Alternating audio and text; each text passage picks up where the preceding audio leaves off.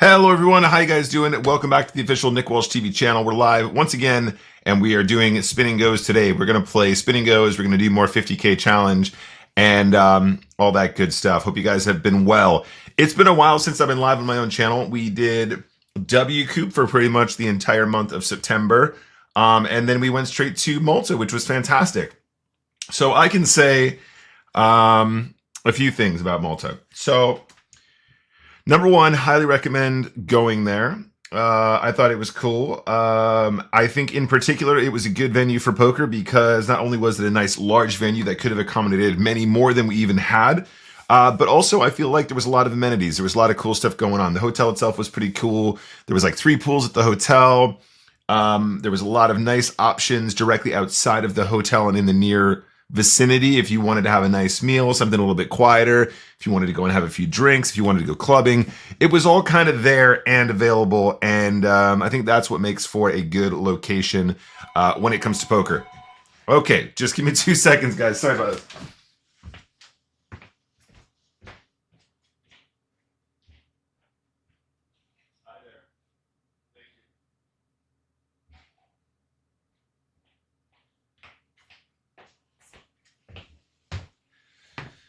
Sorry about that, guys. I knew that was going to happen. That always happens these days. Just a delivery at the door. But yes, I think it was a cool venue. I enjoyed my time there. I'm not sure if we are going to go back next year. And when I say that, I mean I really don't know if we're going back next year. I would like to go back next year. It was kind of a cool trip for me. But we'll see how we go. But we're back. This week, gang, apart from on Thursday, I have announced that we are doing the Chat Pro Poker Show, which I hope you guys will go and check out. There are details on the Discord channel, tournament IDs, all that stuff, and registration is open. Apart from that, I think we're going to be playing Spin Goes, and we need to get through this challenge as quickly as possible because we're not going to have the most time to do so. So let me fire up the old... Let me fire up the report here and we'll take a look at where we're getting to so far. So if you guys haven't seen any updates, again, I'm sorry about that. I wanted to update way more often, but you guys know I'm busy and it's difficult for me to sit and do the edits and stuff. So let's take a look. I think I need to resize this page. 1 second. Okay, it's not a million miles off. So this is where we are at in the challenge so far. 2,691 games play of our 5K target. We are down $640. We actually went on a considerable downswing over the last sort of 300 or so games. When I say we went on a considerable downswing, to be fair, we were on a considerable upswing. So to be completely honest, the dollars that we've won here are probably not a million miles off of our EV expectation dollars. Because as you guys will know, if you were following along with the updates, our overall chip EV is only about 14 chips per game, which is something considering that it's very difficult to generate chip EV in the new format. However,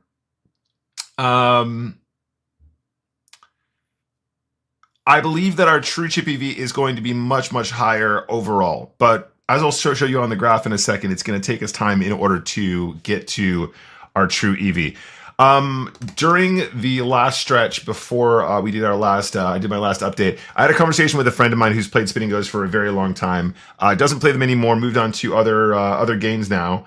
But he was saying, just at a glance, he's looked at some of the numbers. He's like, probably even after 5,000 games, you're going to struggle to know what your true chip EV is, just because there's so much variability in the way that you acquire chips based on multipliers, right?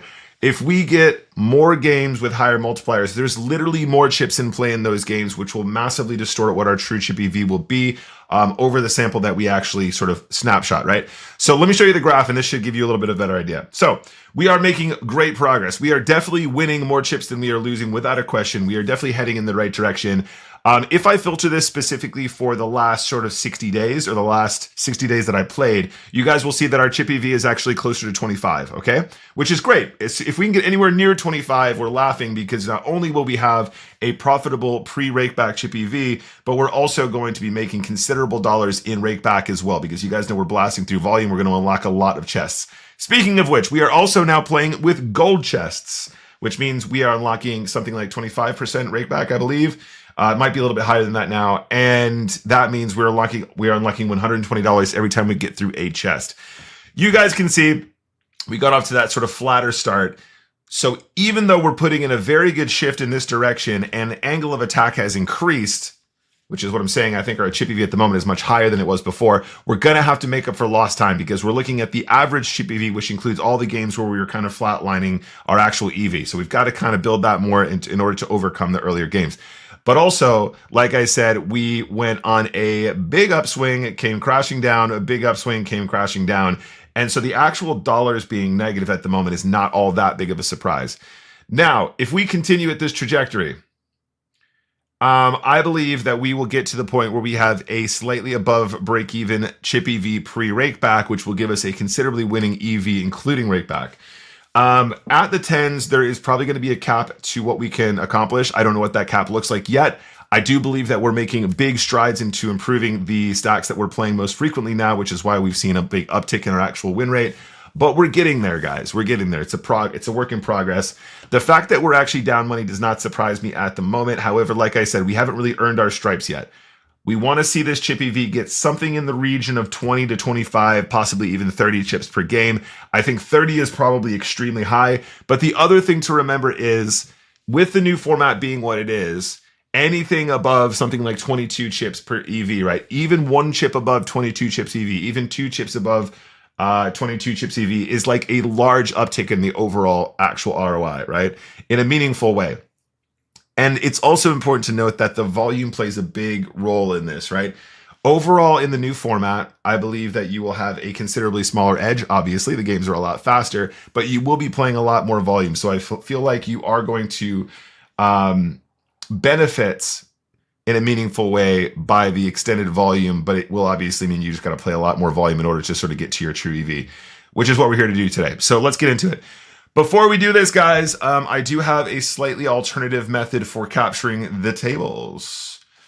It's going to look something like this. Now, I've set this up so that we can get through some volume today. As you guys can see, this is basically just my working desktop. In fact, I need to put this away here as well. So this is how it's going to look. But basically what I've done is I've captured the monitor twice, and then I've shaped it into just basically what the desktop is going to look like. So you guys will be seeing the tables as they pop, as opposed to seeing them captured the way that they traditionally do. I'm going to try my best not to dox myself, because there's a reason why I don't do it like this usually, and that's because I open up shit like this, and then I'm, well, not shit like this, but, I'm opening up messages and, sharing my address on accident and whatever. This is why I capture the tables, but when we're multi-tabling, it's annoying to try and load them each time. You guys know I spend ages trying to accomplish that. So just 1 second, let me open up Stars. I don't know. I don't even know why Stars is closed. What the hell? Let me fire up Stars, and we'll get our tables going, and we'll see if this works, and we'll see if this actually functions the way I expect it to. All right, here we go. $10 spin and goes. Let's get it. Okay, table number 1. So, as I said, you guys are seeing the tables as they are viewed on desktop. As I say most of the time, I don't generally tend to play with a HUD. I have the facility to use a heads-up display, but I tend not to use it apart from the studying. Let me disable the highlight as well. 1 sec. I'll talk about that in just a moment. Blah, blah, blah, blah. Table highlight. Let's turn that off. There we go. So the only program that I'm using that is acting as a heads-up display right now is Hand to Note, which you guys can see I have activated a heads-up display that just tells me how many hands I've played with a particular person, and also Stars Caption, which is giving me the random number generator down here, which I've been using a lot more recently, especially in games where we're going to be doing a lot more randomization. So if there's anything on the screen that does not look standard, those are the only two things that are activated that are not currently built into the PokerStars software. So let's try and get another one going here, see how this looks. Yeah, we're doing dual tables. I mean, we've two-tabled before, obviously, for the challenge. Can we get Queen High to Showdown is the question. That'd be nice, wouldn't it? Don't you guys think? I am tempted to call this river bet. This one is King 9. I don't know if this guy is good enough to bluff like this, though. All right, cool, nice hand. But yeah, the RNG thing has been important because what I was realizing after I was studying some of my frequencies is a lot of the spots that I was playing aggressively, I was probably overly aggressive, which works fantastic when you're playing a game that is usually played much deeper and much slower because people tend not to notice. But the more volume that people are going to get with you at these different stack depths, which happen very frequently now, the more it's going to start to hurt. And I was over isolating, so I'm trying to use that to taper and control my my isolation frequencies. For example, my stealing, blind v blind frequencies, all that kind of thing. I might actually disable Hand to Note completely altogether, just so there's no additional confusion. And we'll open that up in a second when we're looking at our graphage. I will have to start a notepad though, so we can mark our hands for review. There we go. Okay, I think this works. We're getting check raised here, which is tough. Thank you, Tom. Appreciate you. Hello, everybody in the chat, by the way. Hello, Rocksha, hello, Tom, of course, our power mods. How you guys doing? Welcome. Should be live and all that stuff, right? Should be live and stuff. Let's sneak in a little trap here. All right, this is definitely the trap that we're looking for. Can we win a flip against sevens? We can chop. Okay, interesting. This is a call over here on the right, I think, guys. Yeah, I think we got to run this one. We can mark this one for review. Pretty sure we're priced in there. And over here, we are going to do the 4 big blind ISO. Call the shove. Pretty straightforward stuff there. Apart from losing the all-in.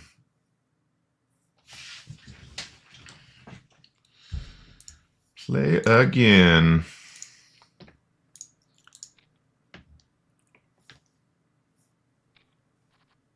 I've done this how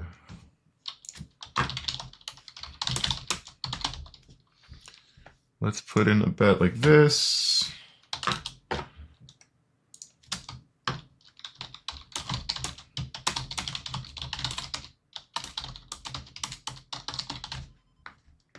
That's a pretty cool turn. What do you guys think?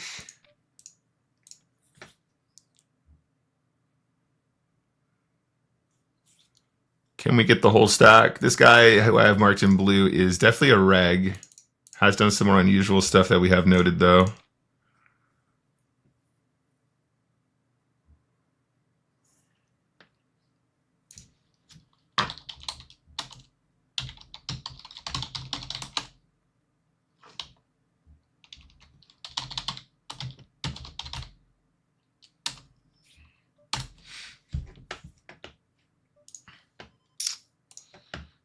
Okay. Yeah, we'll just have to, I usually mark them in hand to note, guys, but just for the sake of reducing confusion, we're just going to have the RNG on screen. The simplified HUD is the one that I actually have activated when we stream most of the time, just so I can know, I just know how many hands we've played with people. But like I said, not one that I have activated too often. Sorry, the large HUD don't have activated too often unless I'm doing specific study. This is a tricky one. This guy mid-raised off a really short stack up here. This is technically going to be a call. Oh, gosh. Against the unknown player, this is close, but let's just run it. It's annoying, isn't it? It will be a limp call, excuse me. That is the correct GTO line. Oh, man, this guy's going really big on the turn as well. Why would he bet so big on the flop? All right. Does that simplify things? Does that simplify things? I'm not sure. No, we were winning anyway, like I said. Oh, EPT season pop up. Nice. We'll get to that in a second. Ace Jack. Let's put in a trap here. Call the shove. Trap activated successfully. Nice. The limp call with the ace-3 suited is definitely going to be GTO. It's just against the wrong people. It's not so good, is it? That is an annoying river there. What's up, Jakers? Good to see you. Hello, Wee. Wee says, what does the RNG number actually tell you? I see people use it, but I have no clue. So basically, it's just a random number from 1 to 100, and it should dictate how frequently you do certain things where it is randomized, right? So there are certain spots where we always bet. There are certain spots where maybe sometimes we steal, sometimes we limp, right? We want to randomize that up or down, so we're not always doing the same thing, because humans tend not to be very random. Humans tend to be non-random. They tend to have patterns, which is something that I noticed in myself. Why are you checking that river? What the fuck? That is weird. Okay. I don't know what that was about, guys, but okay. So basically, like when someone limps, I was attacking the limps too aggressively. That's a good example. Also, by the way, guys, when we called that shove just now with the ace-3, we weren't sure if we should be doing that. This guy ended up shoving king X versus our limps, so that the call is definitely correct against that player.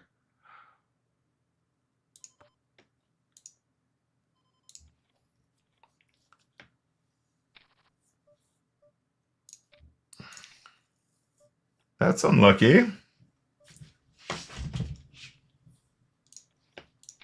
So for example, we want to isolate a lot of our weak stuff in a limped pot around 20% of the time. I was doing it like 40% of the time.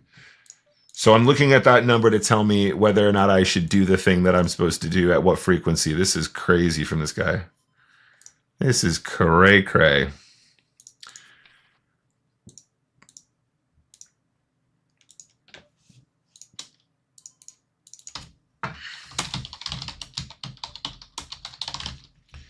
Spew punting.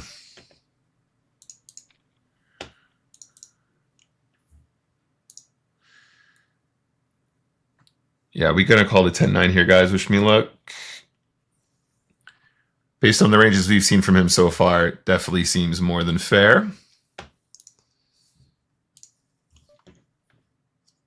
What's up, Razu? Welcome to the stream. Let me know if you got any more questions about the challenge. Pretty straightforward. We're just playing $50,000, $10 at a time, and we're tracking all of our progress.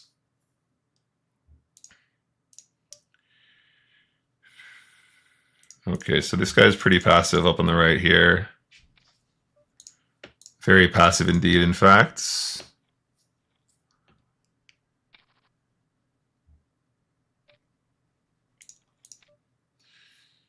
Okay, we're going to keep it chill with the king-9 against this guy. Call the turn. With the straight draw, flush draw, and the king high, of course, still is part of that range. Nice on the left, good one. So we've got noted that this guy like doesn't really, he's not very aggressive. So when he turns up here, like the hero call with the king high isn't as good. So we're gonna make use of those notes. We're going to keep that note in our mind before when we decide what we're gonna do in these spots. Try not to ignore ourselves.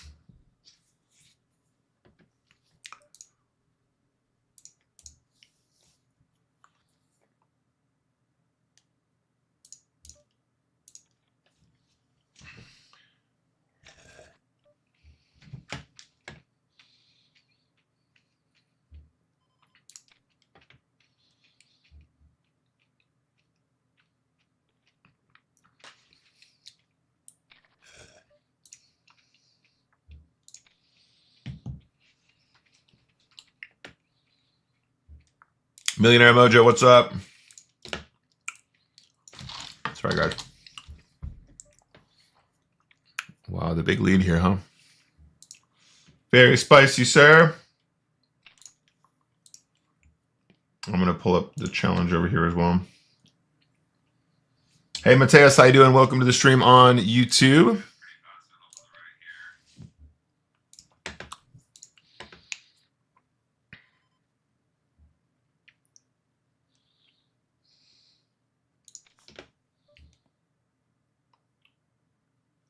Thank you, Mateus Taco. Appreciate you, dude. Welcome back. Over on Twitch, sorry, on YouTube chat.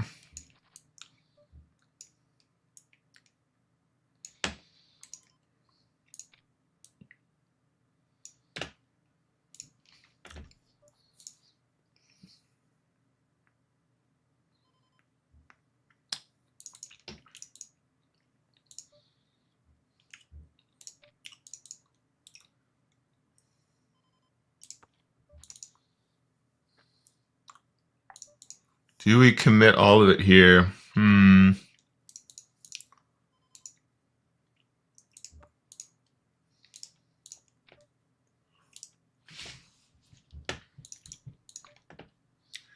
We tried to do a thing.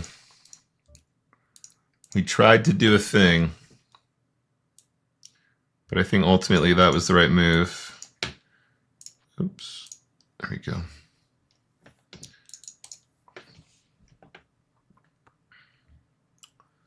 What's up, Jakers? Good to see you. Millionaire Mojo, always a pleasure.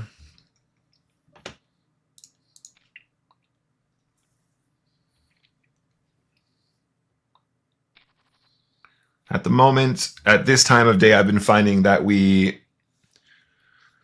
encounter a lot of regs. I have to do a proper analysis at the very end, but at the moment, for some reason, it seems like, well, evenings tend to be okay, but the times when I win the most chips tend to be earlier in the morning, actually, between 8 o'clock and like 11 o'clock, or, you know, earlier, like 7 a.m. and 11 a.m., I seem to be doing better.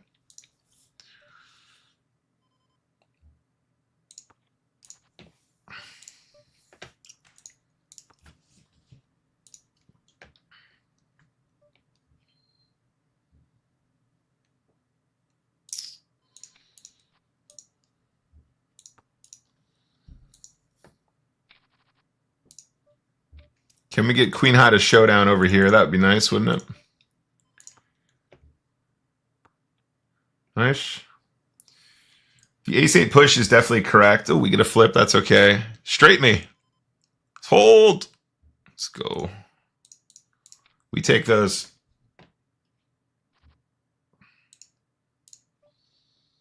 Running deuces into queens, not what we're looking for. That's going to look stupid on the graph, but it's still the right push.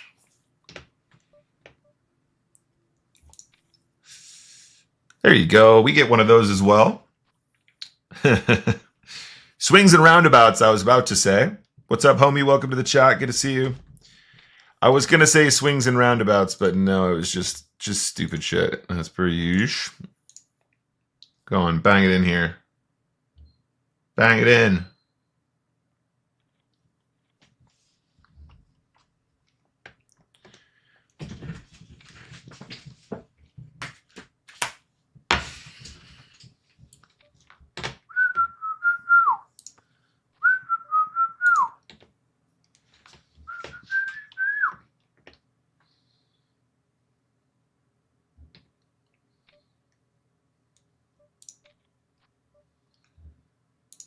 Interesting turn. Can we check a raise? Do we just check ship? Let's just do that. Oh, okay. Okay. Sixes versus deuces, and then 2 pair over 2 pair. That's cool. That makes sense. That's cool.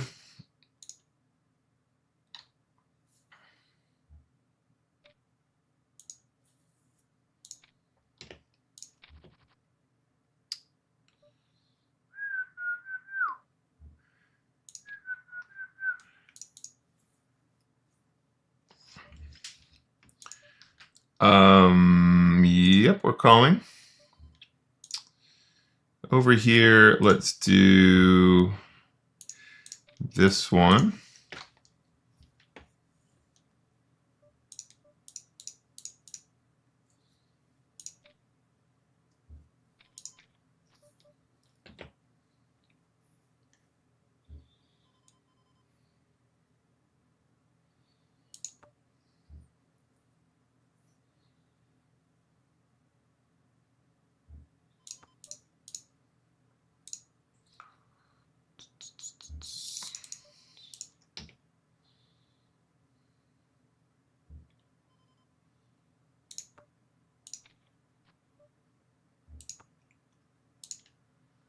Can we get him to ship river?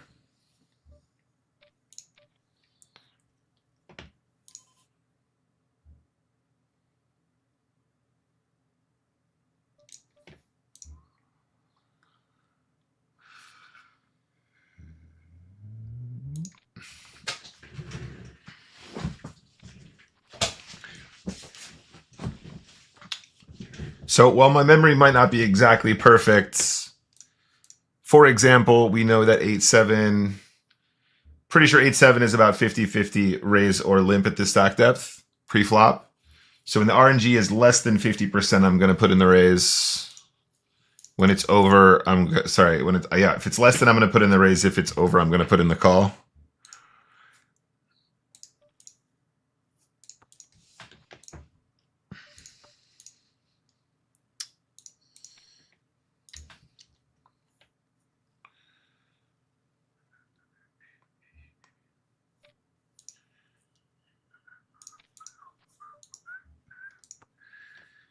Can we get a king or a queen? King. What do we call this?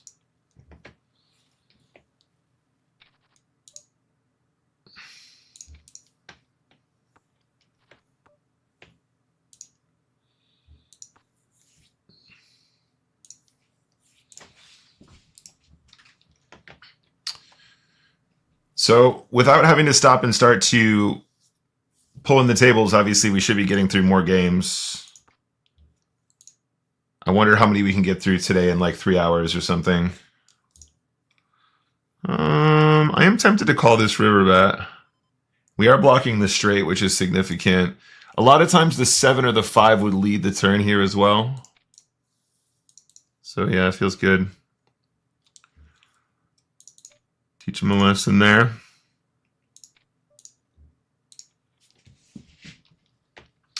Sevens into kings feels great.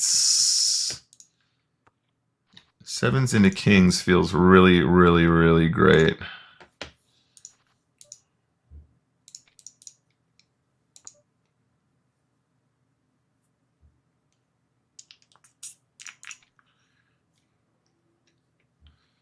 Sevens into kings feels just fab.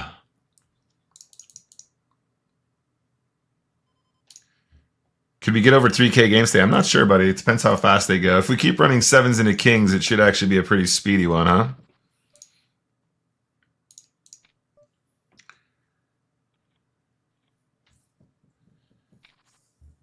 We've had pair under pair twice today. 1 pair over pair.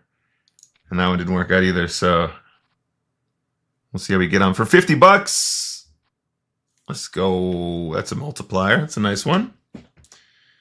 Guy's limping the button over here. should be noted. Safe to say probably this guy doesn't play a ton of spins. Don't think we float here though.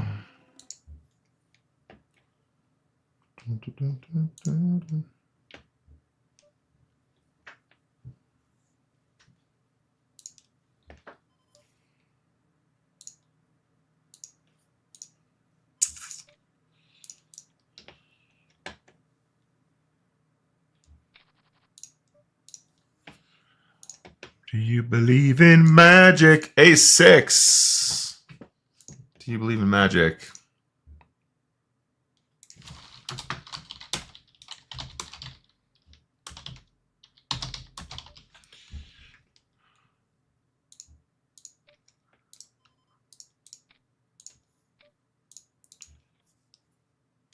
I am at this point absolutely positive that the regs have a lot of data on me, because there are certain spots that, even though I am starting to randomize them correctly, there are certain spots that I definitely was overexploiting before and that they've adjusted for specifically. Like, there are a handful of regs that are like 100% adjusting to my frequencies. 100%.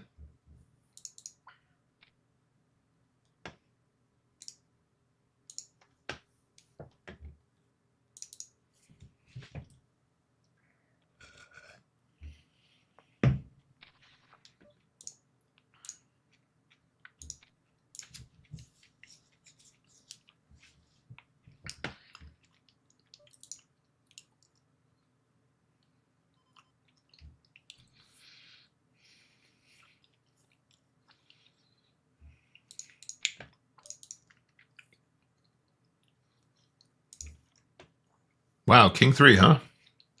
Definitely don't give him that. Yeah, the King 3 call there is pretty weird. Definitely not what you want to do. He's like blessed that I have 10-9, and it's still not even a good spot. You know you're not having a good time when you're blessed, or when you're actually blessed to have the best hand and still don't have good equity anyway. To be fair, we're gonna mark this one though for review. Not for review, just for future. Spins, limp, trap button, multi-way. Start the hand again. Let's call this 11 effective. Okay, cool. We have that note for next time. No sweat next game. Hello, John. Good to see you, buddy.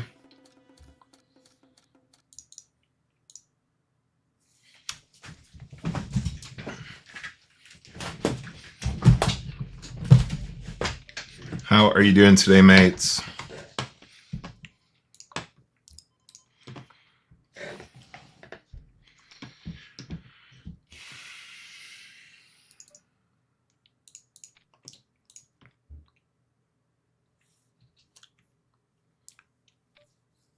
What's up, Jen? Thank you very much. Learning a lot. Thank you for streaming. You're very welcome. Glad I can be of assistance.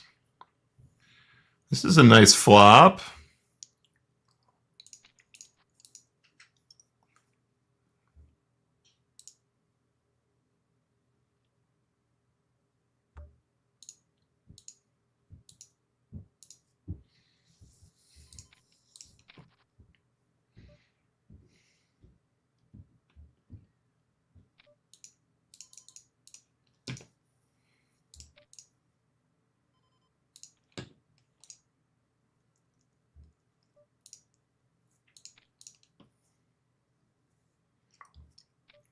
Yo, BC, what's up?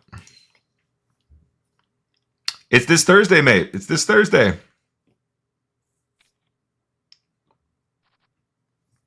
We got value there. That's nice. It's coming up this Thursday, my friend. You can register now. We have returned. Now, this is only a one-off because we're traveling to Manchester next week. So, again, it's difficult to have a consistent Chat Pro Poker show. But we try to squeeze it in wherever possible. And tomorrow is an example of that.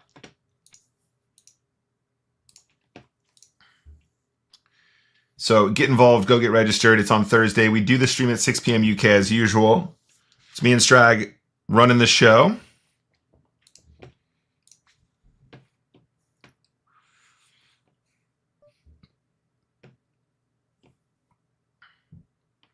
You know what I could do as well, actually, guys, just for the sake of the stream. I think they actually fixed how they do. I think they fixed how they do the hide HUD thing. 1 second. Let me see if I can turn it off and just keep it running in the background.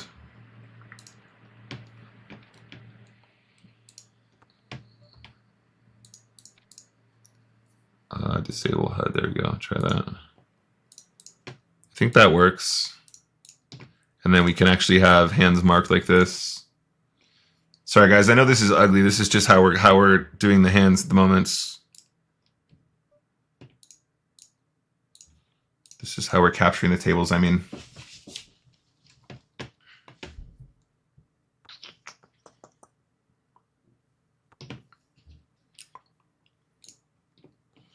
Sorry, let me fix the camera, guys.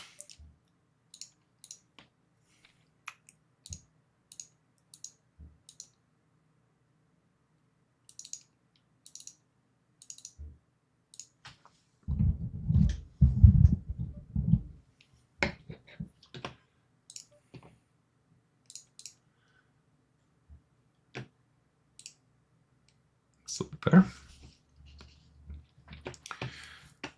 So yeah, we are back in the mix, dude.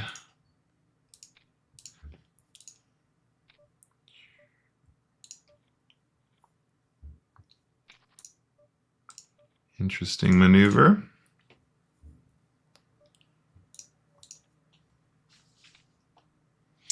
I know, Mojo, I know. Well, I mean, having said that, I'm assuming you watched the EPT in Malta, and that heads up, that was, I was saying to the others, this is like my hell, my idea of hell, getting your opponent all in 9 times and you can't beat him for the win.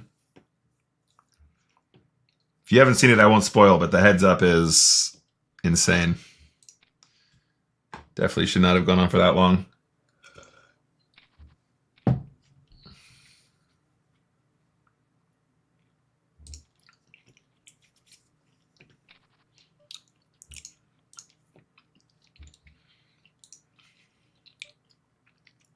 Wish me luck, guys. A7 for the win. I say for the win, almost for the win.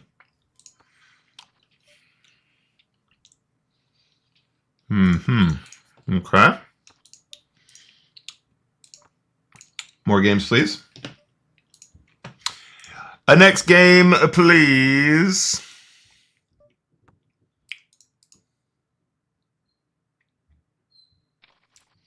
The trip back was fine, John. It was very sensible on Sunday. There was a dealer party. There was a wrap party. I was in bed at a decent time, because I knew I had to be up early. My flight was at like 8, but my transfer from the hotel to the airport was 8. My transfer from the airport was at like 5:30 or something in the morning.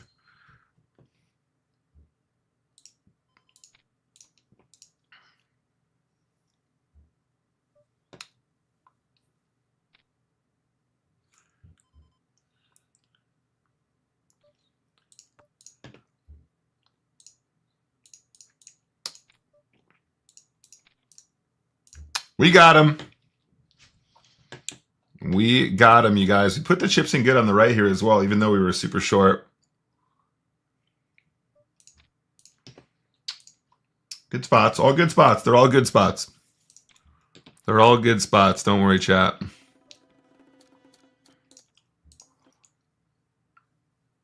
But yeah, it was nice. So I was on the flight pretty early, but I got to sleep on the plane pretty much the whole way. So by the time I got back, I had most of my Monday here in Brighton because we're so close to the airport. This one is fine.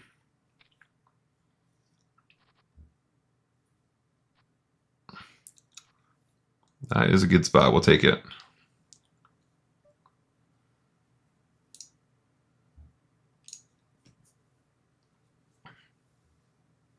Yeah, marker exactly is crazy, right? The Ukrainian guy. Allstash was his name. Allstash versus Brzezinski. We're going to sneak in here with lots of limps. We're going to barrel out a lot of flops. We are going to... We're not going to try and get him to fold a 9.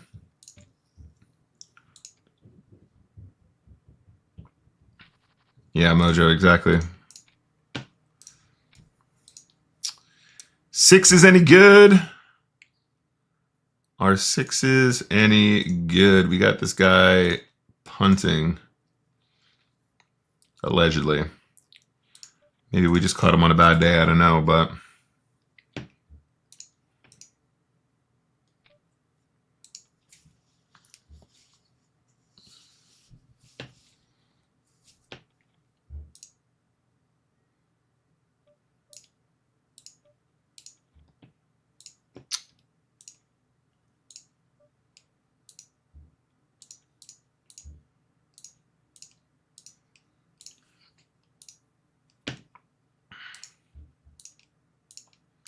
This one got saved wrong for some reason. There you go. Nope.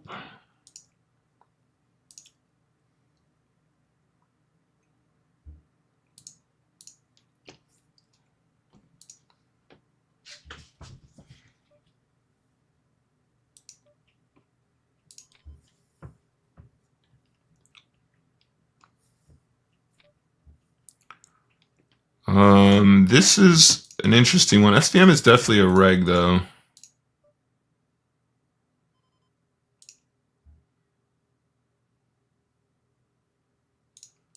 I don't know why he's marked like this.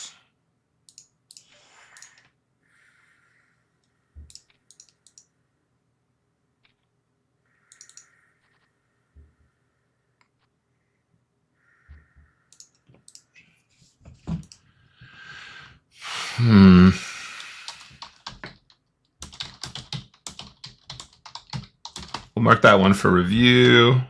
In fact, we can do it. We don't have to do this the boring way. We can do this the proper way. We can do this the proper way now. King 7 suited, mark for review. Play again.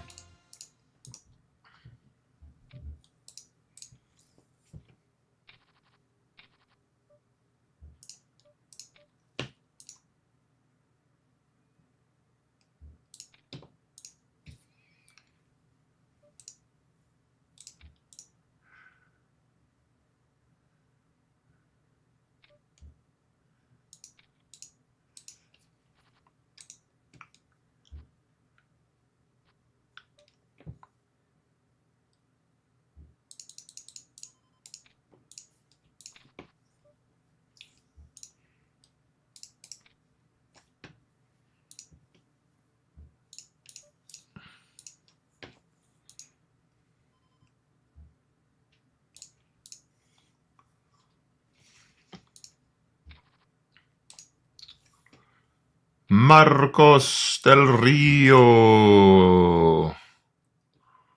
Marcos del Rio.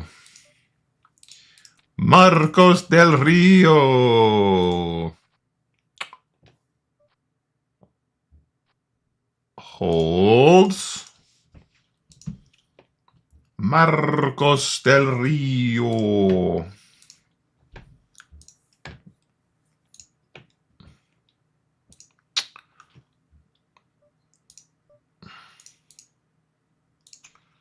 Marcos del Rio.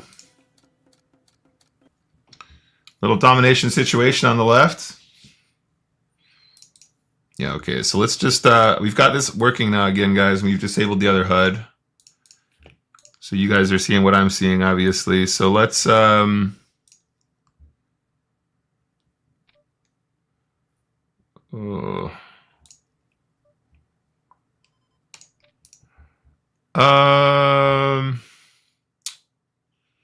okay, let's just run this one.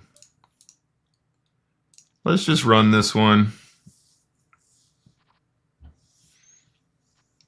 Chameleon. Chameleon.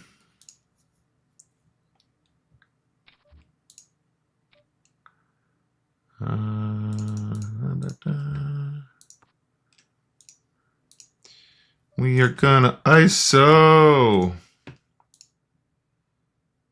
And then we're gonna bomb turn here. Trap the ace king.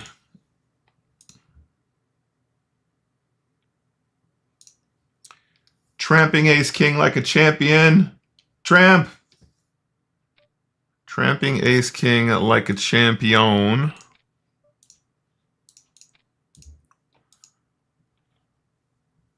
Oh man, two of the livest cards you've ever seen in your life. Let's go.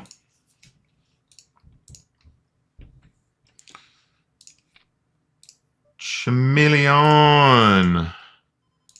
Chameleon ace 9.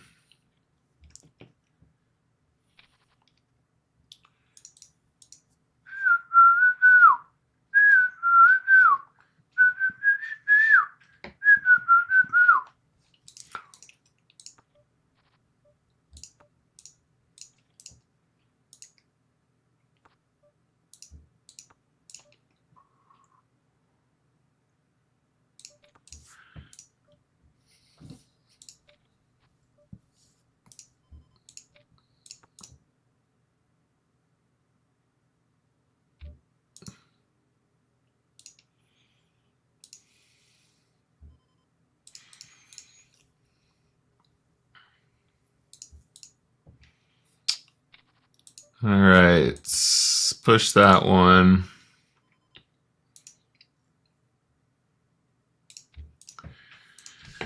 Running into jacks usually not ideal when you're trying to win the game.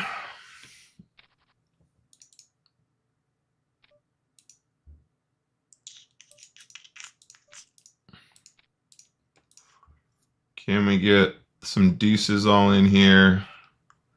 Would be really nice.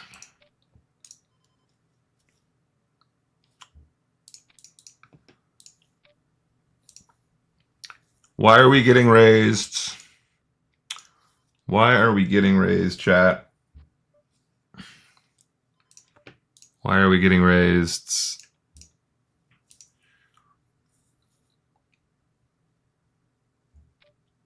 Ugh, this is so nasty. This is so nasty.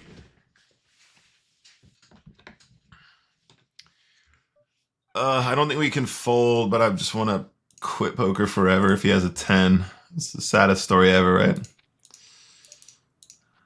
Just so good. He's just too good at poker, guys. That's the problem with that guy. He's too good at poker.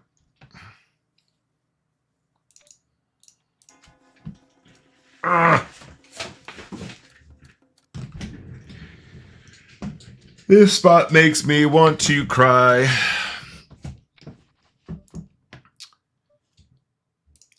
I don't know. It's close. I think it's probably close.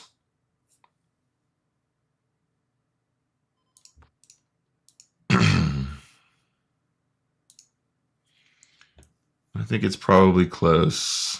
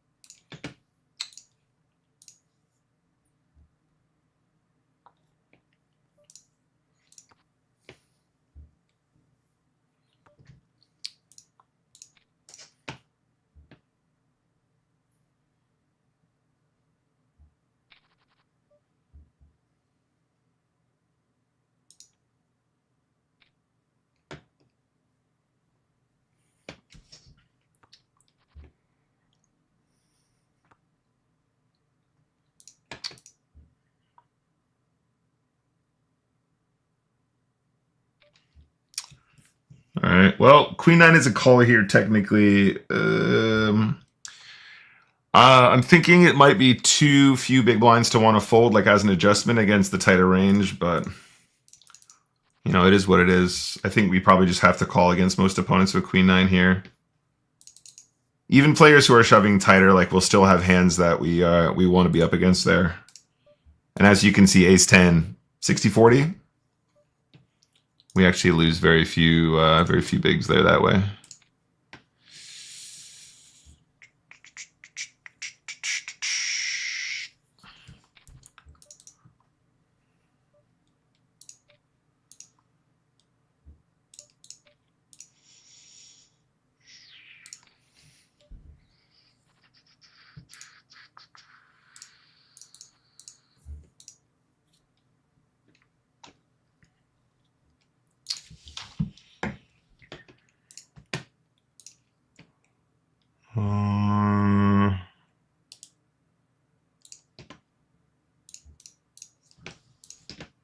Okay, next game.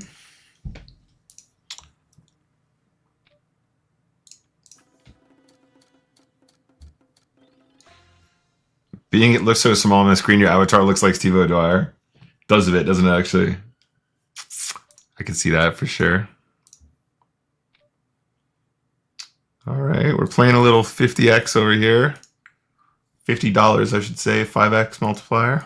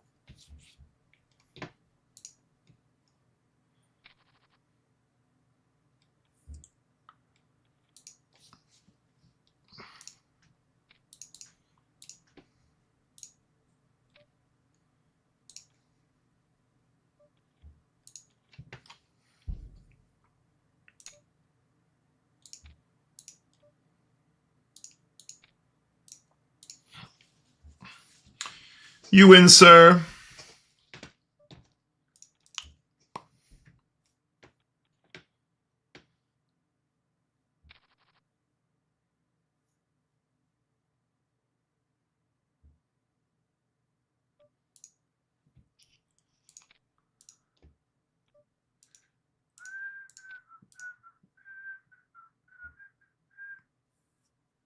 Resplendent with a beard.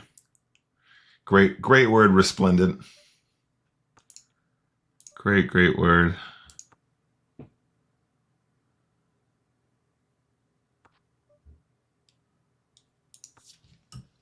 Hand is kind of under reps here on the right.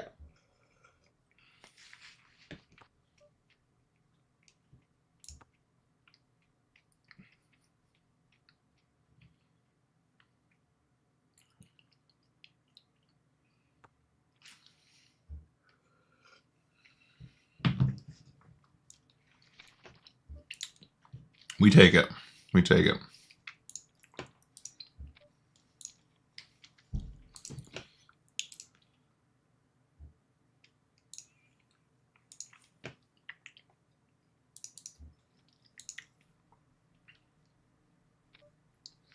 All right, here we go. King Jack. $50 on the line. 6 of spades.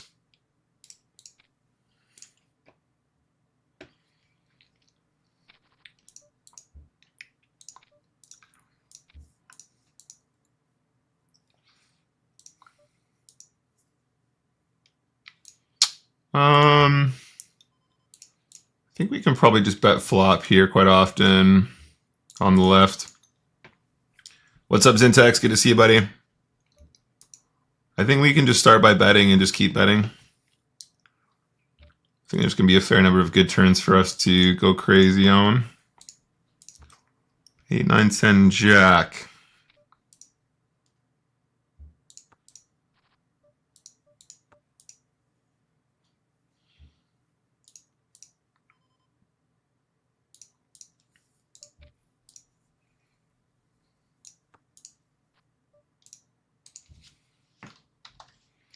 Wish me luck, guys.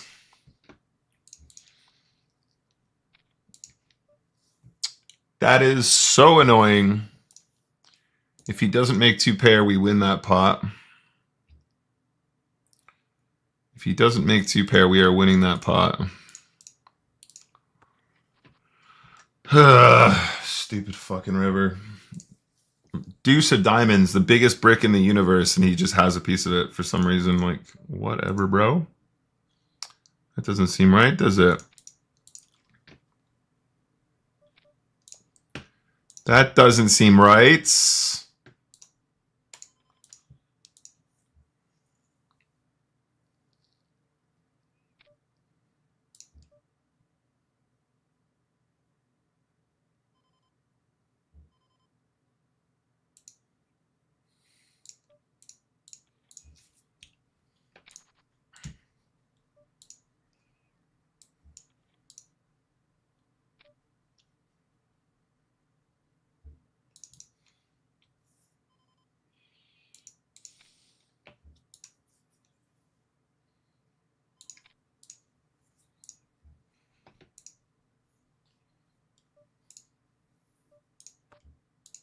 Gonna trap at the king queen here.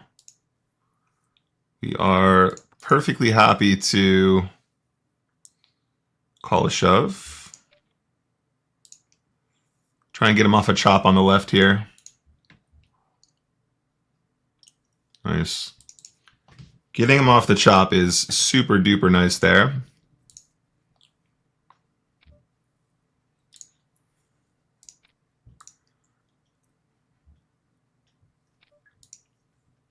This is going to be one of these guys. Yeah, this is fine.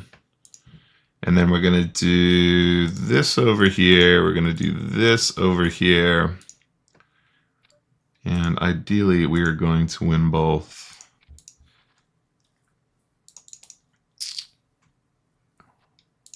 Once we hit this jack, it's going to be hard to fold, guys. Once we hit 2 pair, it's going to be really hard to fold.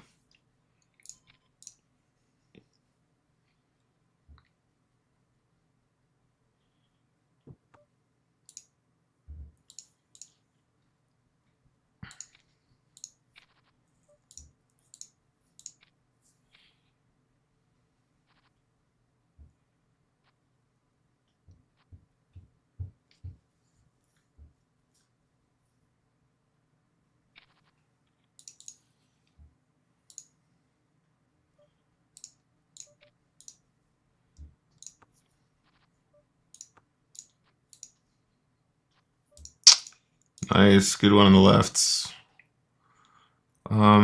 This actually might be a reasonable check raise combo.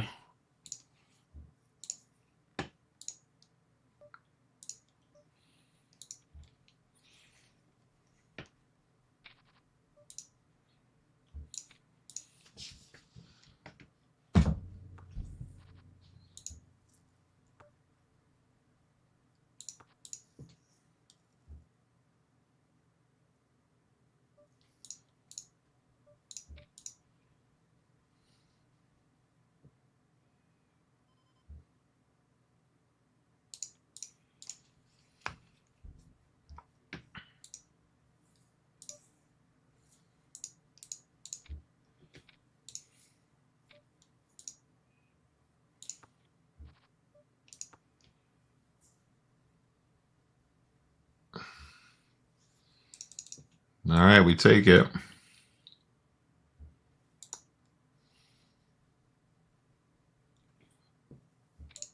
Let me mark the king nine suited for review. The shove there.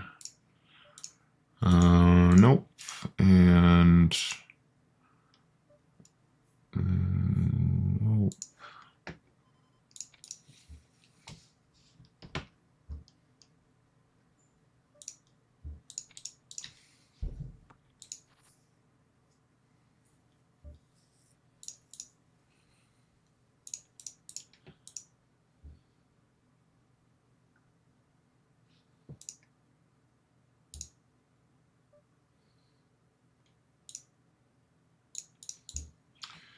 This guy on the left is definitely a reg.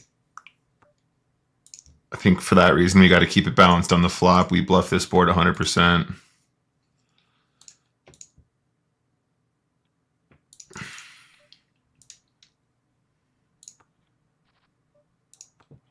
If there's a bet on the right, we're calling.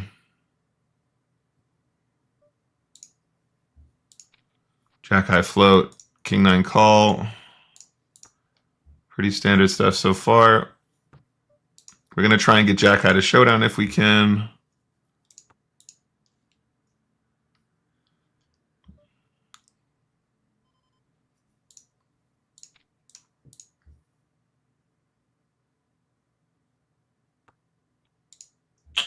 Jack high for the win.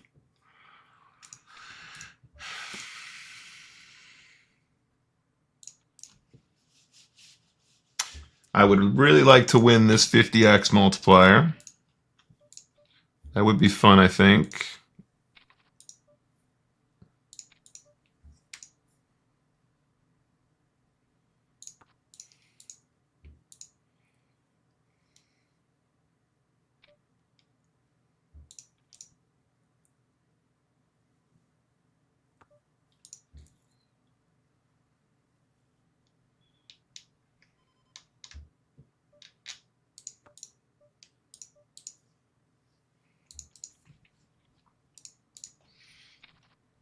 I keep saying 50x.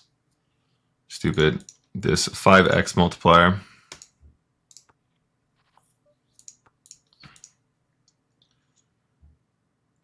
Come on now, ace 8, let's go.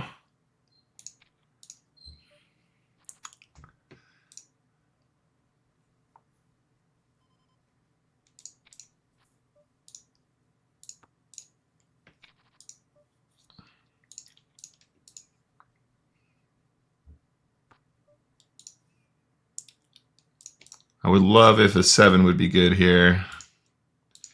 We could probably also potentially turn our hand into a bluff some of the time. It's not the worst combo to do it with.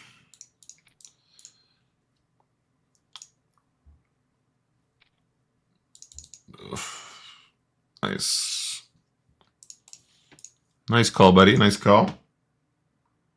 I mean, we've kind of picked a really good spot to do it, right? We're repping clubs, we're repping the straight, we're blocking the straight.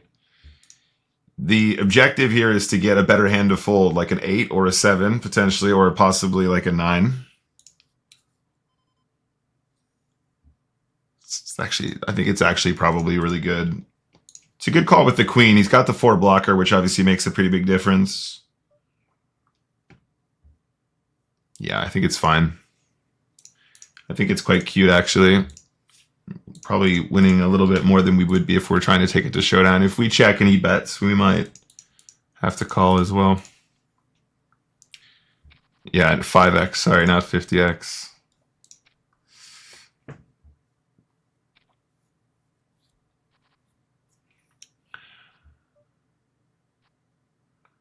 Nice.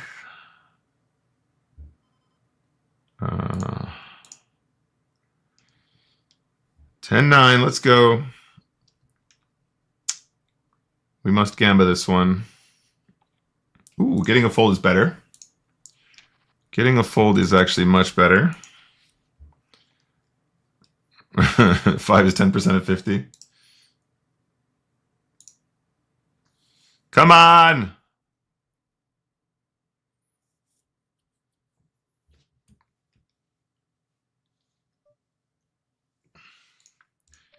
Come on.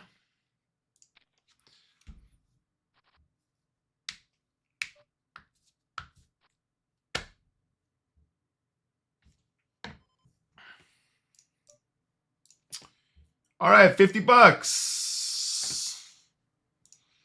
Not bad.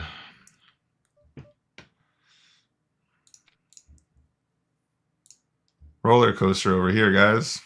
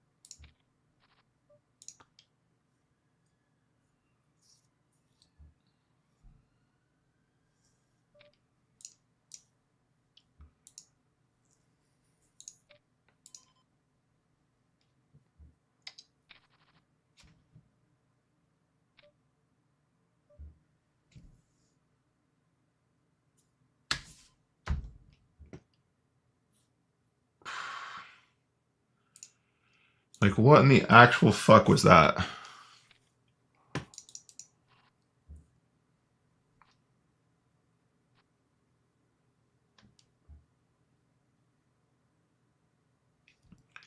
So this guy's got jacks, flops top set. We have an under-repped ace, which we hit, and we river two pair, and he's just got a set. Like, okay. That's cool. That's cool. That's cool. That's cool.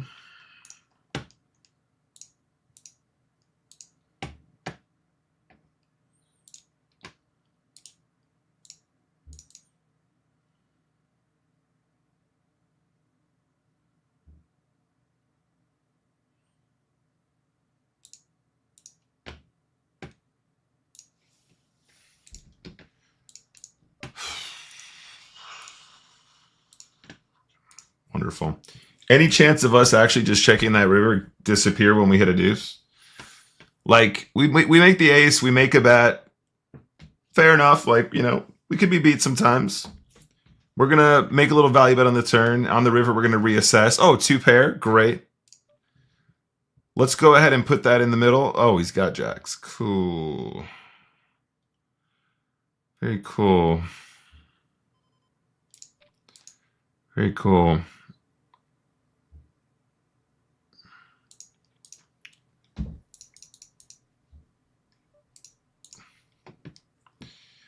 Very cool.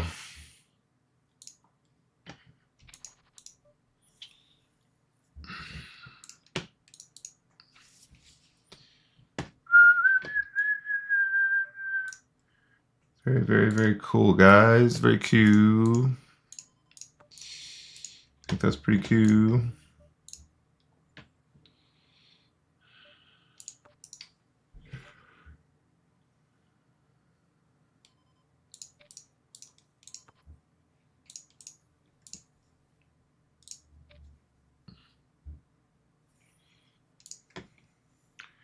Can we give him the old Jack High hero call here?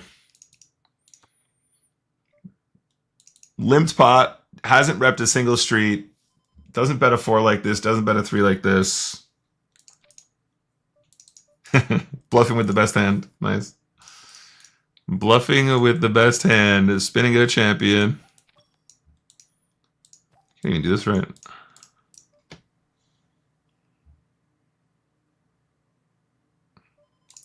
What's up, Smeeble? Good to see you, mate. On Sunday, Malt said there was a chatter trying to explain why they were right with some math. They kept saying because 28K was 10% of 280K. Oh, yeah, right. Yeah. Perfect.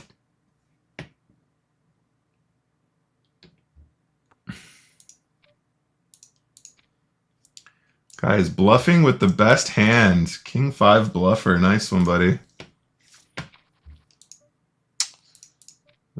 Should have given that one. Should have considered the opportunity for him to be bluffing with the best hand. In fairness, though, chat, if he's got King 5, he's going to have all the other bluffs, too. That was not a value bet, I can guarantee you that. On this occasion it was, of course.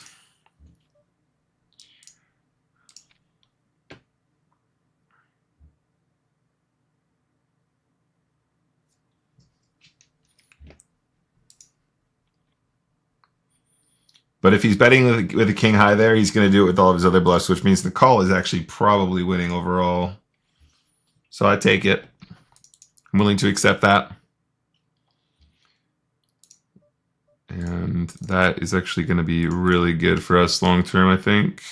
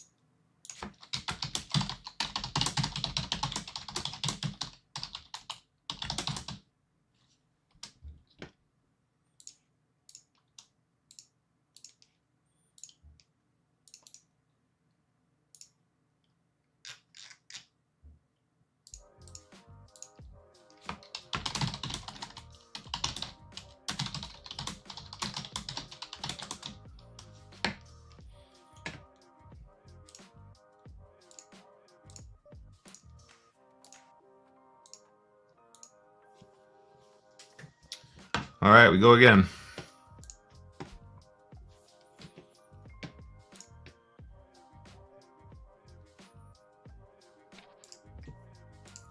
One sec, guys. Let me turn this on really quick. I just want to see how many hands I played with this guy on the left.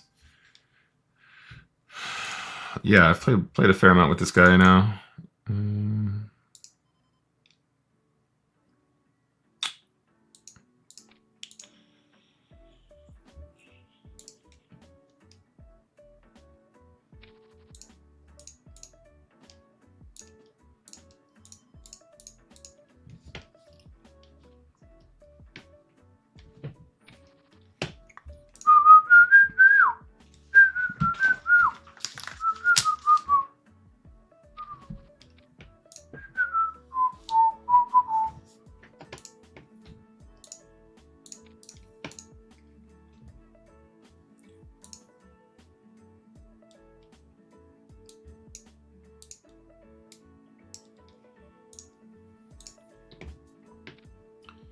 Actually, let me try some in chat. I'm going to disable this one really quick.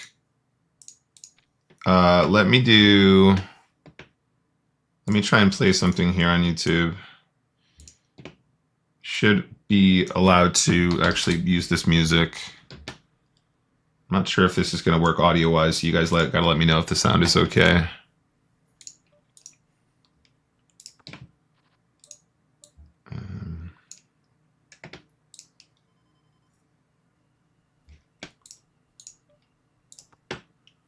Let me know if this sound is okay.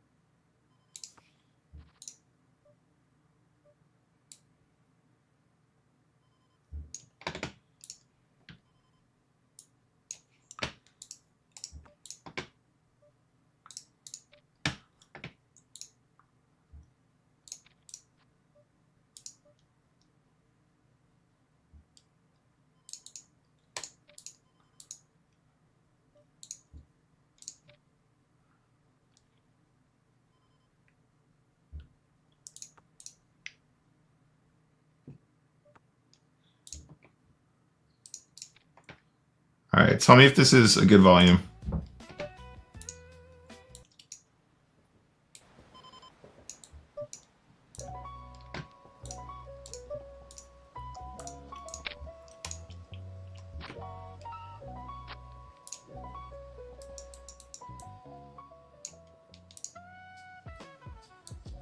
Tell me if that's a good volume, guys, or if that's too loud.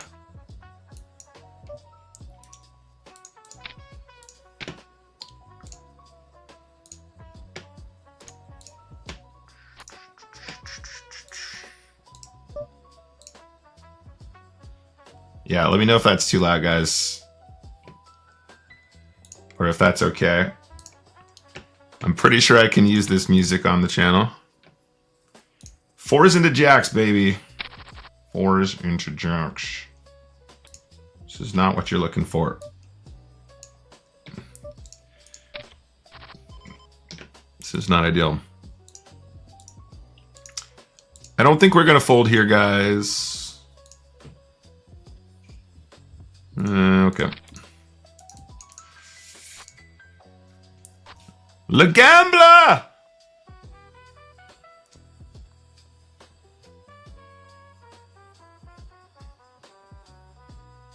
It sounds like I'm not talking.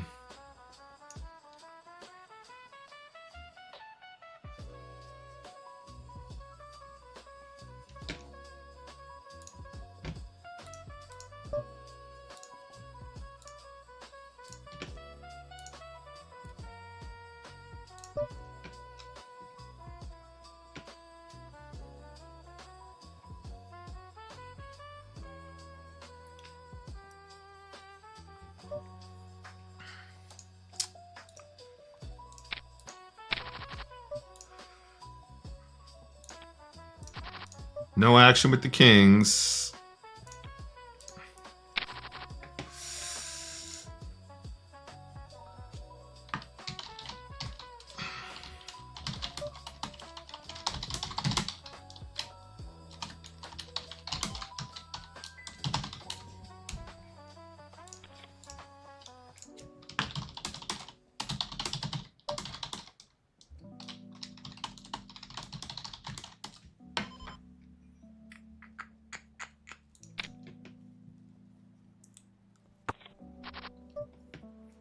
Yeah, Raksha, I'm playing music now.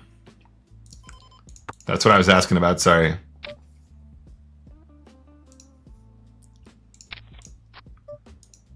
Huh. Interesting turn. Interesting turn.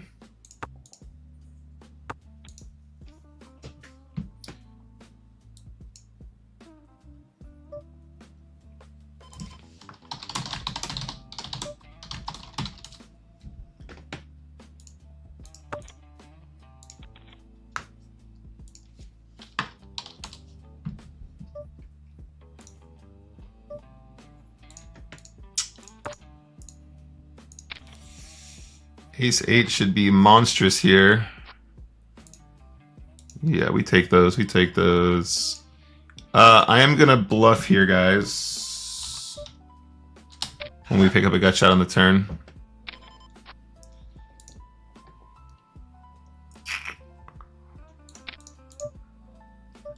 They're going to fold the river.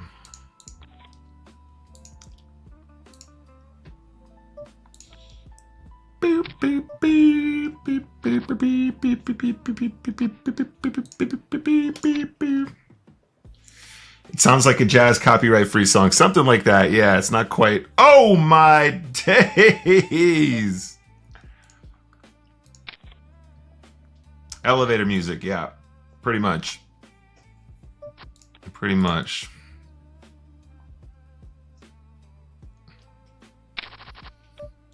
Oh my days. We flop at a quads. We flop at a quads like you ain't never seen before. We flop at a quads like you ain't never seen.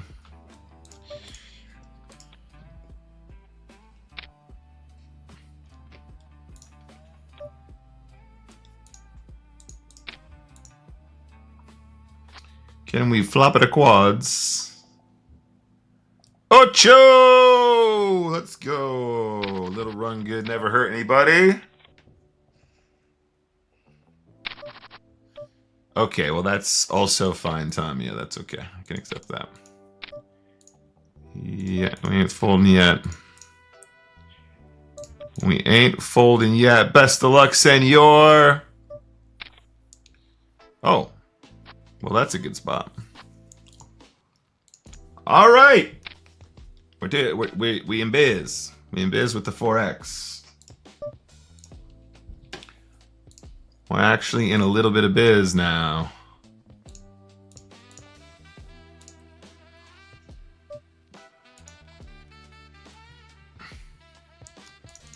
We're gonna make this one chunky. When we get called, we're gonna proceed with extreme caution.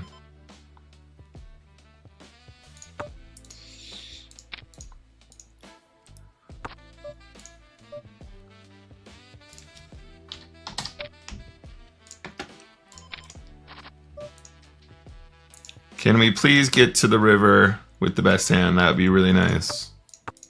Pair of fours, any good?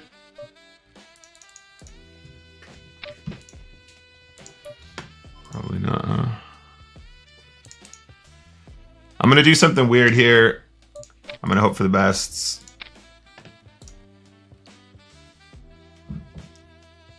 I think this will throw him off if he has a jack or a 6 or something like 9s or whatever.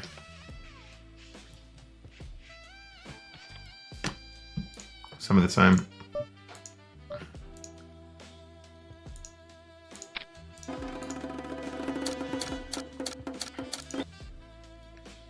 We just flop at the quads. Straight me. Out of here. It was going so well. Never mind.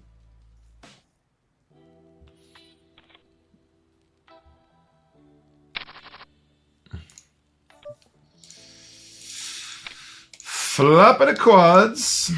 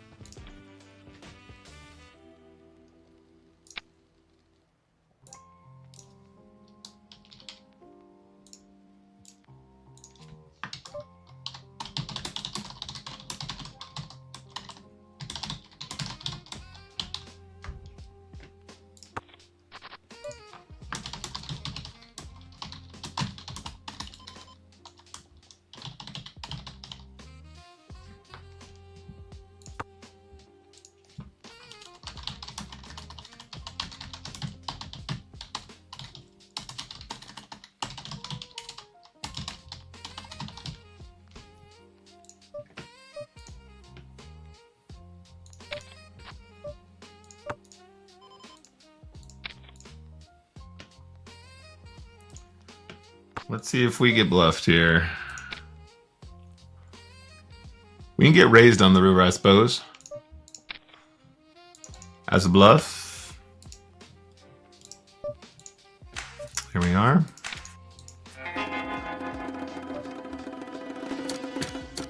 Wish me luck, guys. Spades are good. Spades are really good. I'd rather you did that with Queen 7 combos that you didn't have a lot of suit and flop cards. I agree with you. Yeah, that's exactly it. Mixing a couple wild card maneuvers like that, I think is fine.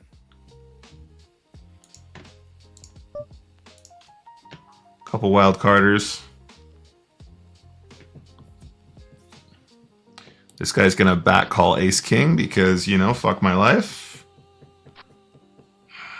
Wellington. Nice hand, bro. We're going to write that down, though, of course, because that is very weird. And you know what? Fair play. Fair play. You're going to trap Ace King. It's going to work sometimes. But, you know. Good luck, good luck, good luck, good luck.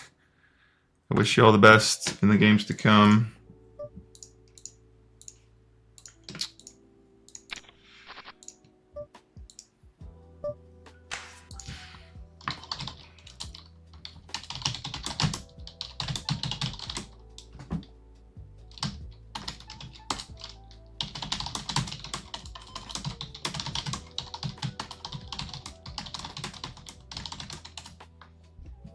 This is a cool flop. I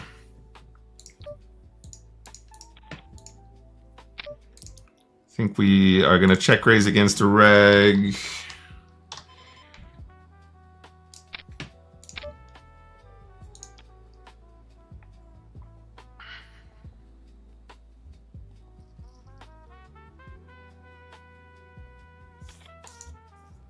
At least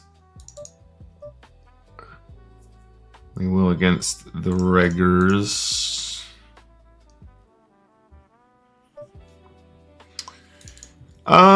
This one is really close. I'm not gonna guess. Tom, thank you very much for the sub. It is nice to see the streams back, isn't it?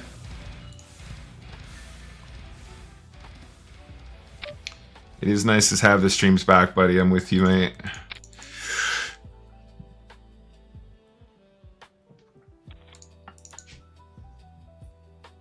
Thank you for the sub, mate. Only 8 months on an 8-month streak. You absolute ledge.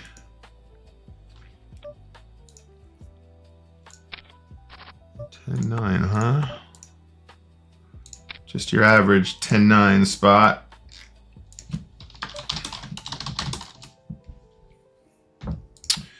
Now, I think we probably will two-barrel this. This looks like a decent size. Let's do that.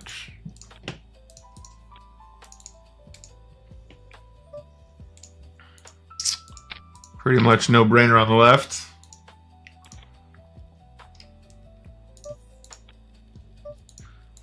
Yeah, Marcos Del Rio is a very good reg. We don't want to be getting too out of line with the pre-flop at the stack depth. Keep it simple. Pair of sixes is something.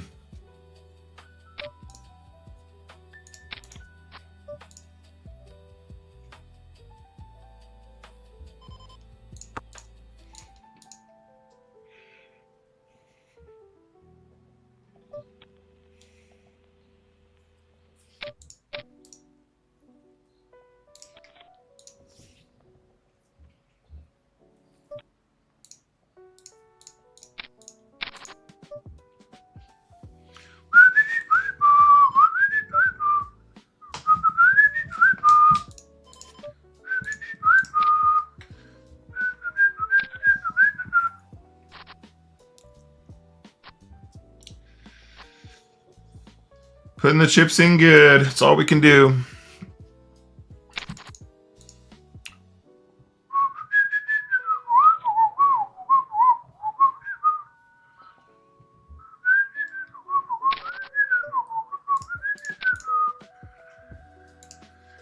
Queen of Hearts, 10 of Hearts.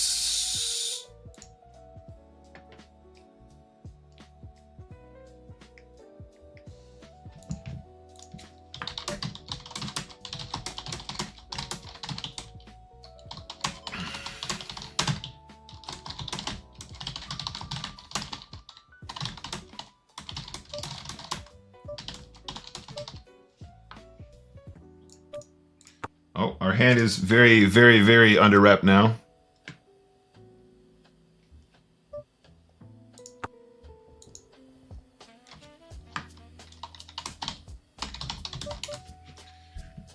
Can we get him to ship this river?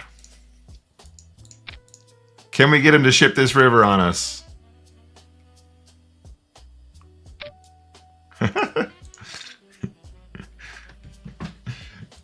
This was obviously meant to be raised pre-flop, but we were typing on another screen.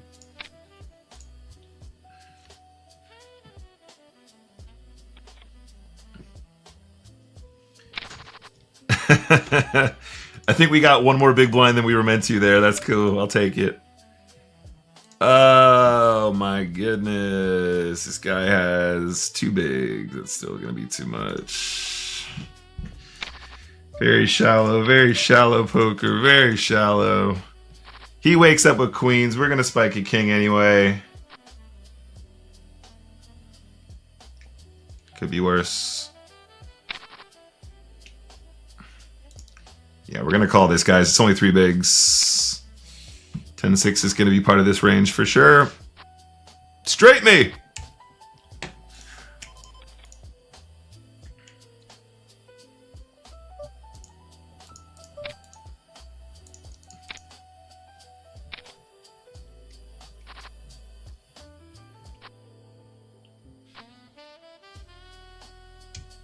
You'd think we'd win one of these all-ins. You'd think we would win one of them. We try really hard, but, you know, it's not always easy.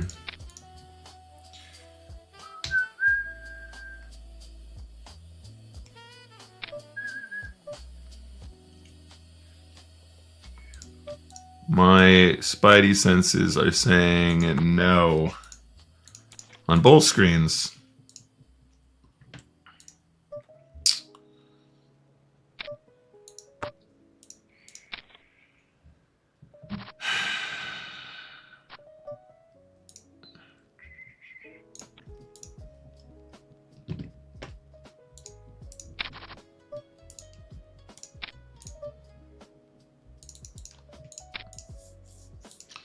You'd think we'd win one of these all-ins, guys. One of the all-ins would be acceptable.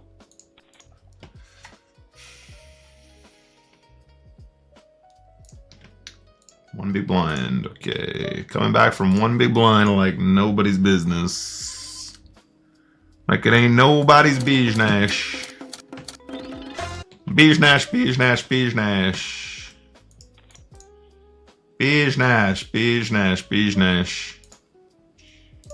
Beejnash.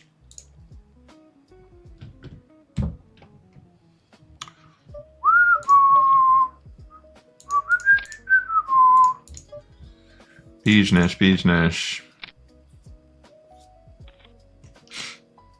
Yo, Texas Tomo, what's up, buddy?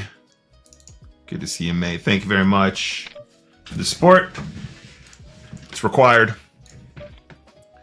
Very much required on these streets right now. Beejnash, beejnash.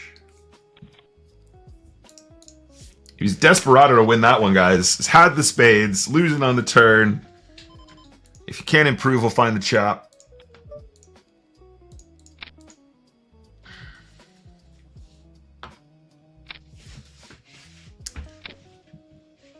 Beejnash, beejnash, 4x multiplier. All right, we take them. We take those. Good to see you, Texas Tomo.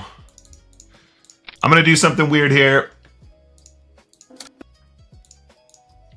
Wish me luck, guys. We're not folding. Well, can we actually get away from it now? That's funny. This is funny. All right, wish me luck. Here we go.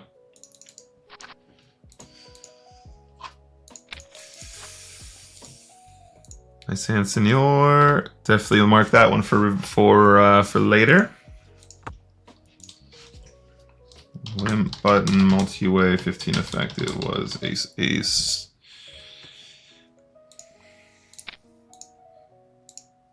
Yep, good to know. Beejnash, beejnash. The ace jack in the big blind is just kind of whatever. That seems pretty reasonable.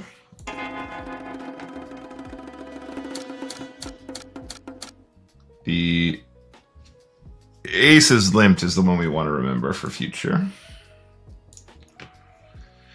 The issue that I have with folding it, because obviously at that point 2 opponents are showing considerable interest.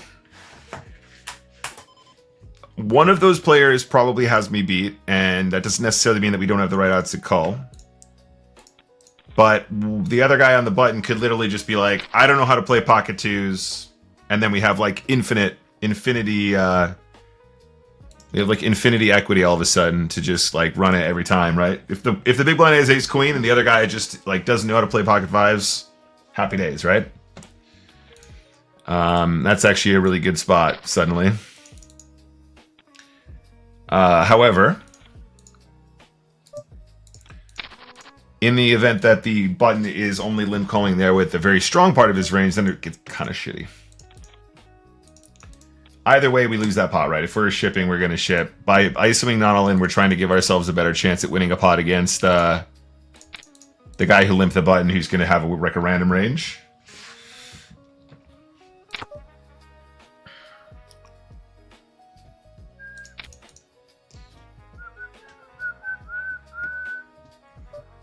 I think we might triple this one, guys. Wish me luck. Yeah, we're going to triple this one.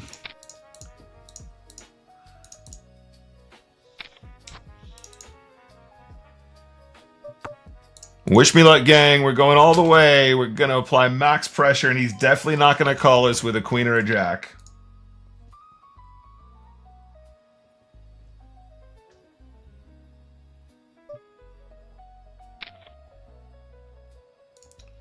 Nice hand, bro. I'm imagining Nick is saying business for the last 1 hour 50 minutes. Not quite. Only for like the last hour. Oh my goodness. Just get out of my life with that call. It's very fair. It's totally fair. I think it's probably a very fair call. We played it in a way where we can get that to fold though.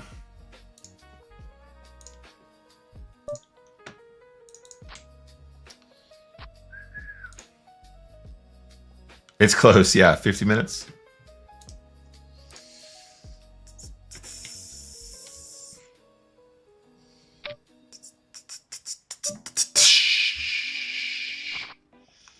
Ultimate domination.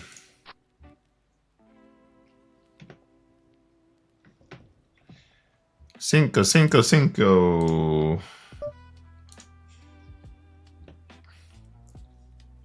Nice hand, dude. Nice hand, dude. I'd say it's a pretty nice hand, dude.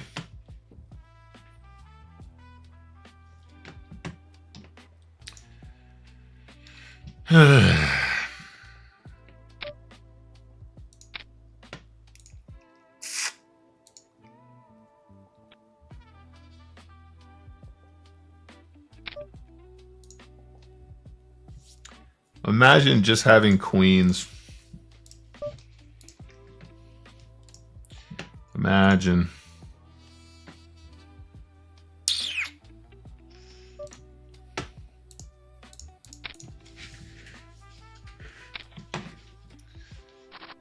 Imagine just having sixes.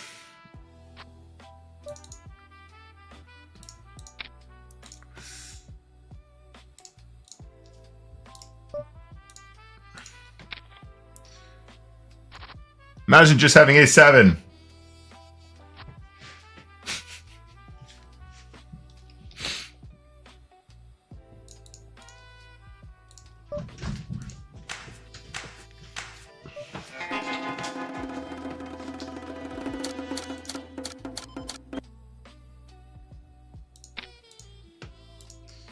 I wouldn't usually complete here, but against the two randoms, I think it's probably fine. Now it gets a little bit gross.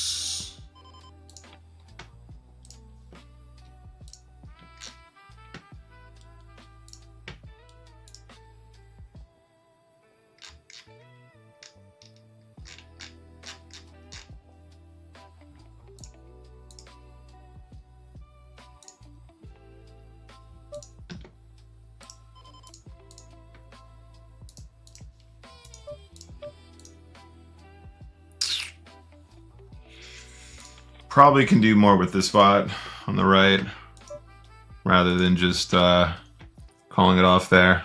I think in the 3x multiplier, Jack 10 suited probably performs okay in that spot, but let's try and do something else with it. For example,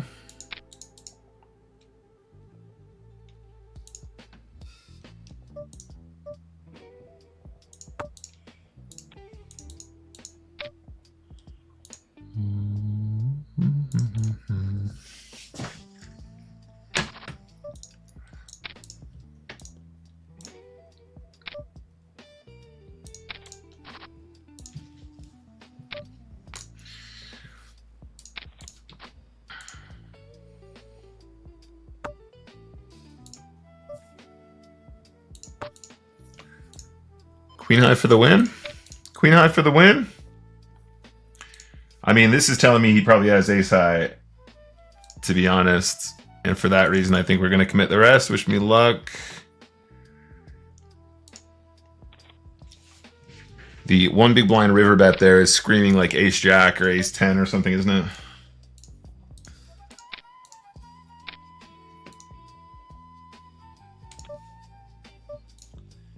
Queen 8. Let's do a little bit of this one here. And then we'll do a little bet here.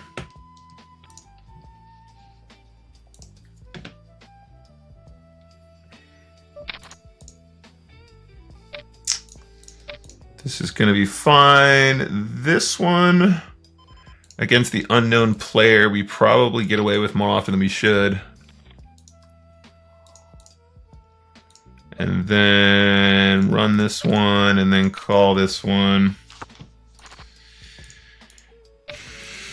We're not going to let him get away with this donk lead with the backdoors that we have.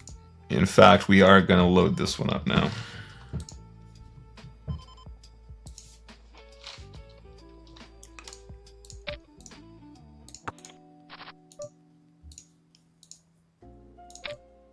Gross. Gross, gross, gross. We were winning this pot if it's not a 6. This guy is like 8-7 or some bullshit. Oh, annoying. We had a plan, guys, but that was not the river we were looking for.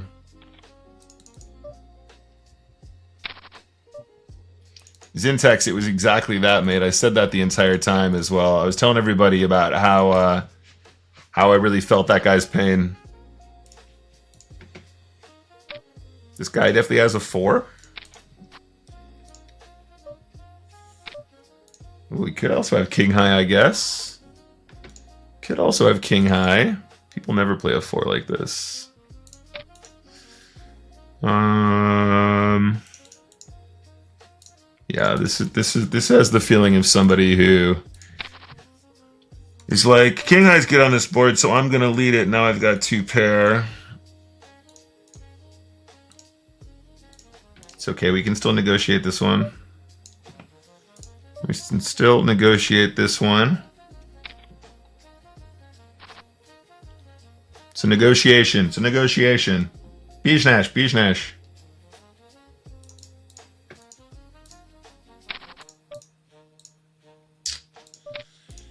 Not quite. King 7 is definitely one that we consider there. Against this guy, I don't think we need to take the spot, though. No, that's not Bijnash.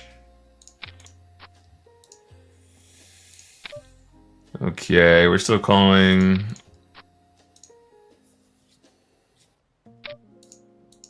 Ugh, so nasty.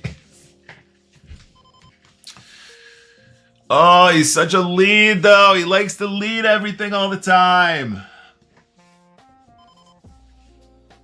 Ah, all right.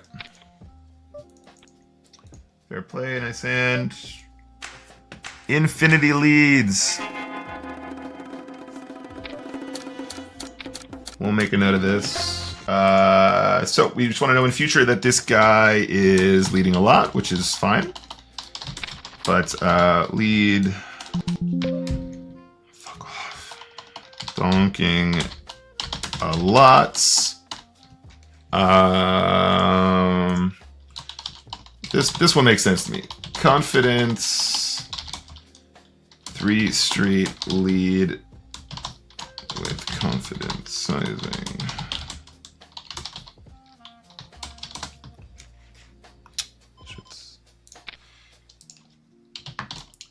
Yeah, fair play to him. This is obviously something that we can exploit in future once we're aware of like the fact it exists. In these circumstances, I think the sizing is somewhat of a tell. What the fuck?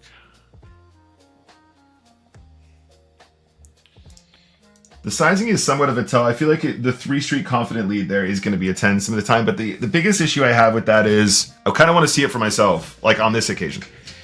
I've seen people do the same thing where they've got like 3-4 and they just don't know what to do with it. They lead the draw, and then they lead the draw, then they have showdown for some random reason. Like, okay.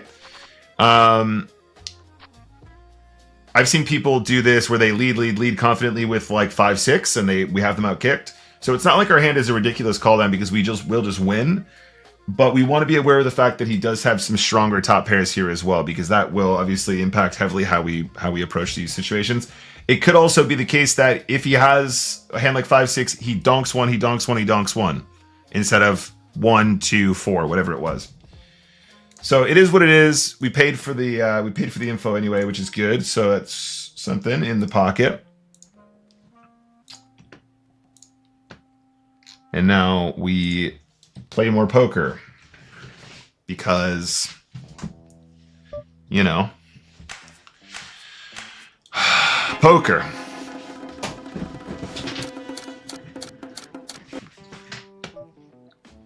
Yeah, I mean, if I had a penny for every time I saw Donkly, I have middle pair. Well, you're losing.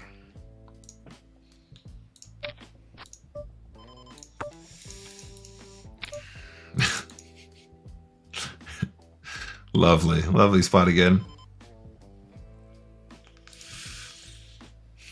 We literally just took a note on this guy.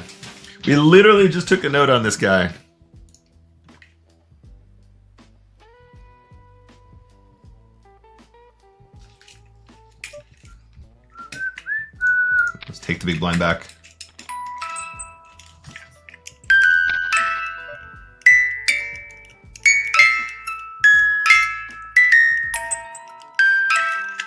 All right, that was our magic. That was our magic track.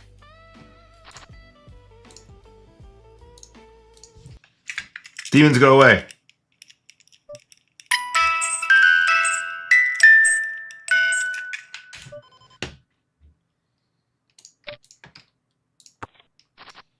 All right, we'll catch him with the clubs here. Definitely would not mind hitting him with a little club action here.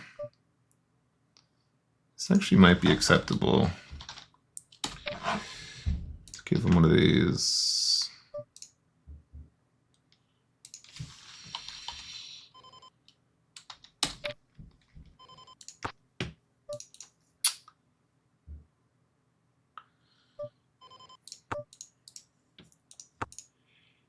Nice answer.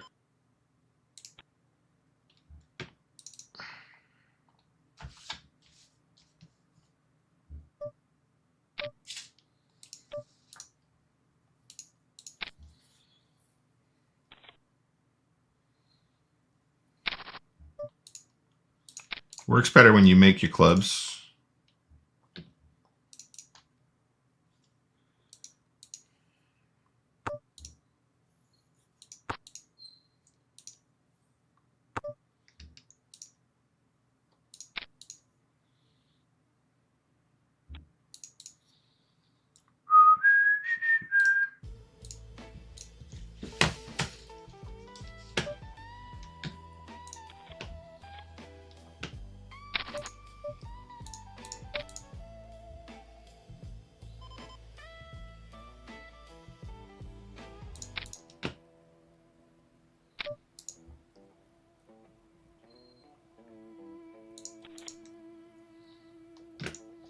Do you think they'll hit us with the DMCA from a music box?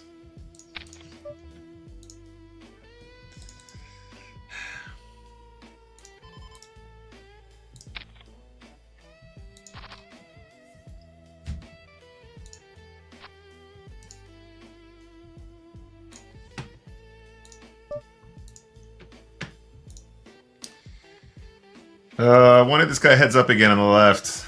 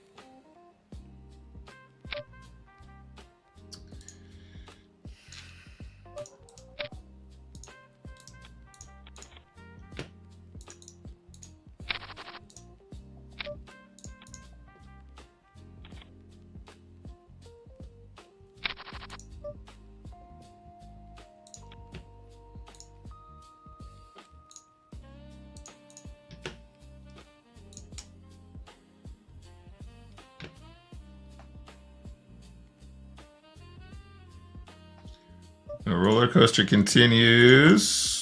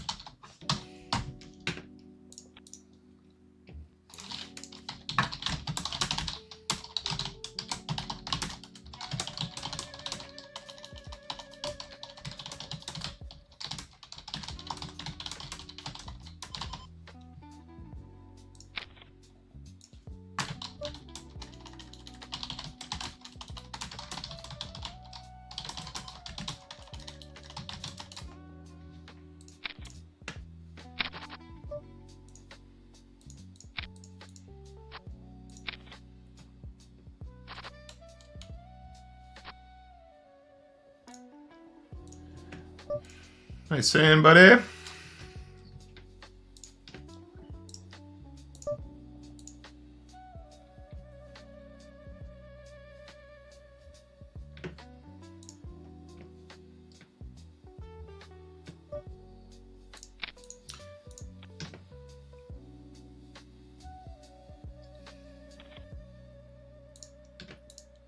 No action with the aces there, unfortunately.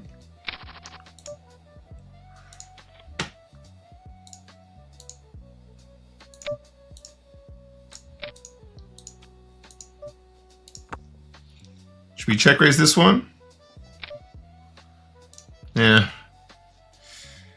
We could probably afford to run this because we're going to have like 50% equity against their hand. They could also still have 6-7, worse flush draws. Yeah, we could probably just run this one. There's already 3 big blinds dead in the middle, right? All right, wish me luck. Here we go. The deuce is the live card here in this spot. Yeah, we've got 48% equity. You guys see that? Now, if he has like ace queen there, 2 live cards and the spades were the favorite. This is also probably the worst playing ace king I've ever seen in my life, so we want to note that too.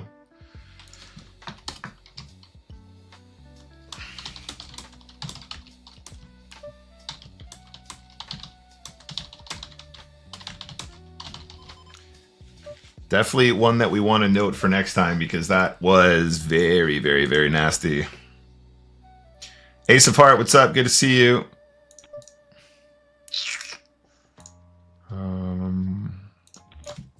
Let's take that one out.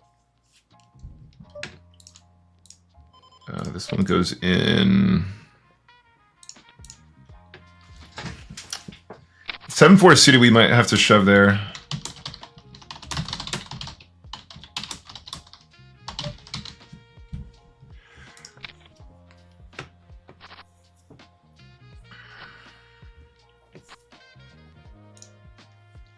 I'm pretty sure we missed a shove there with the 7-4 suited. We can look that one up later on today.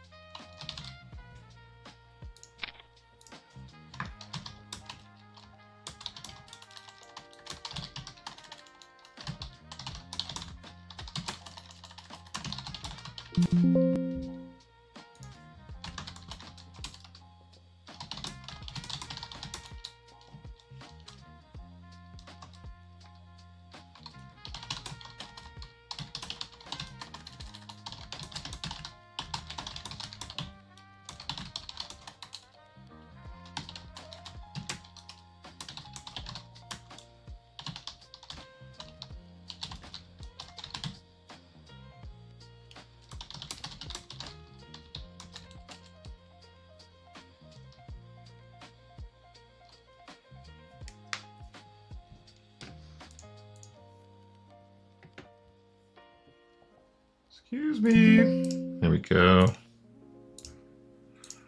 All right, we go again.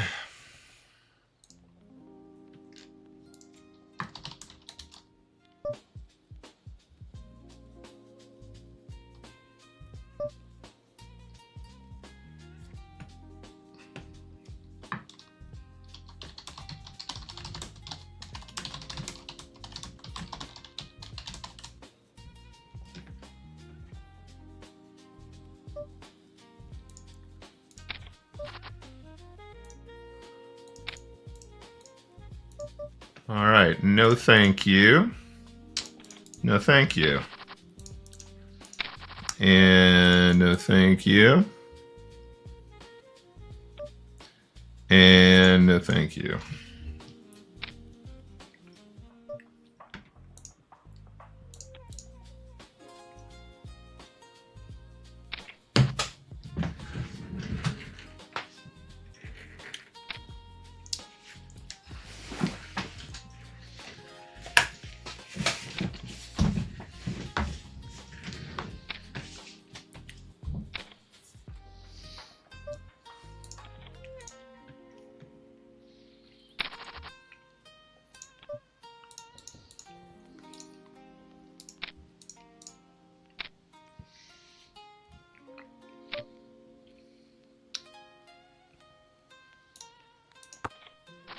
That's better.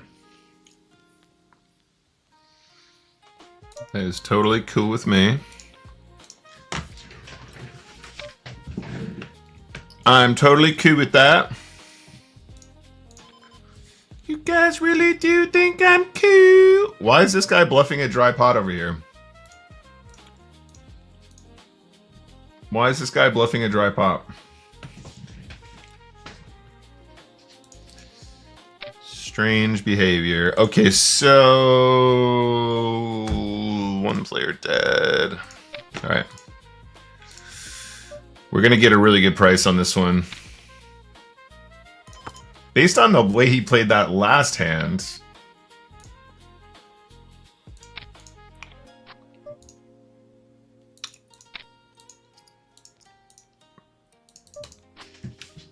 That's also a nice hand, yeah. That is also a very nice hand, sir. That is also a very nice hand, dude.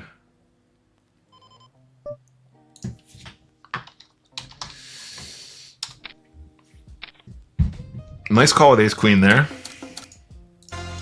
We've obviously chosen our time well to bluff, though. As in, we've identified that the bluff was appropriate when queen high might have done the job.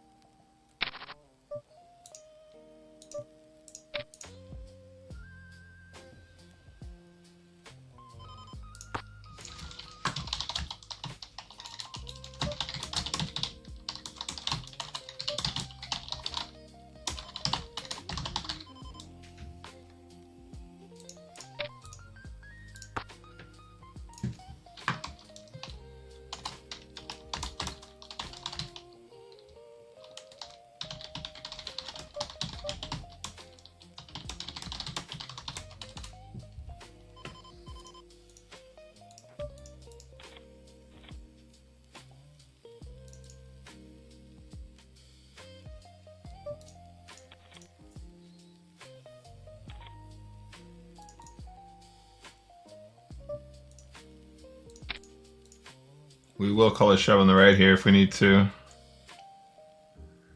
Can we trap cat? Is it possible? Is it possible?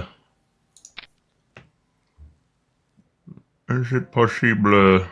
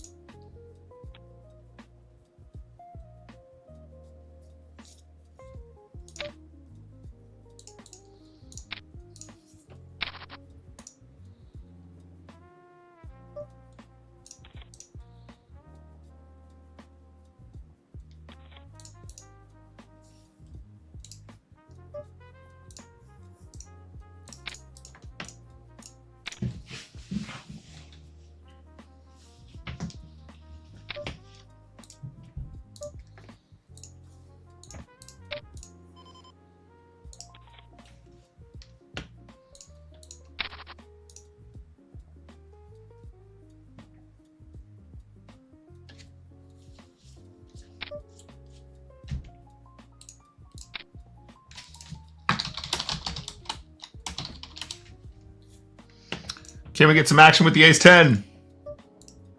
Can we get a little action with the ace-10?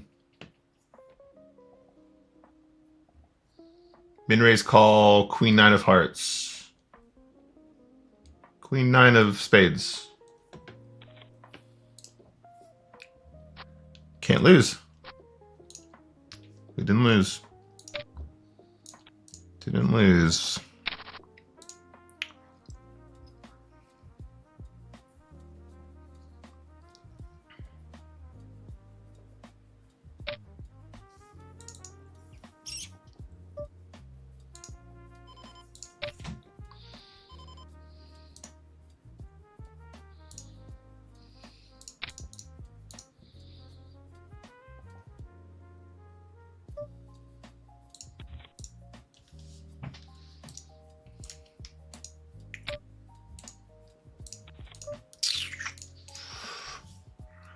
I think we can tramp here if we want.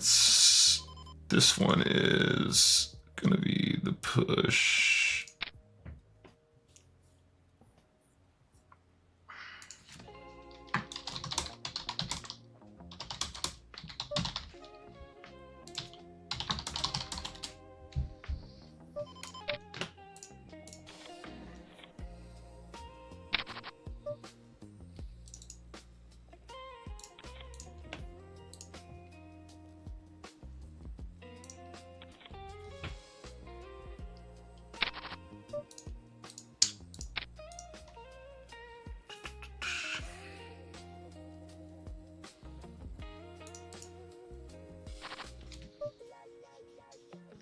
Trade. That's annoying.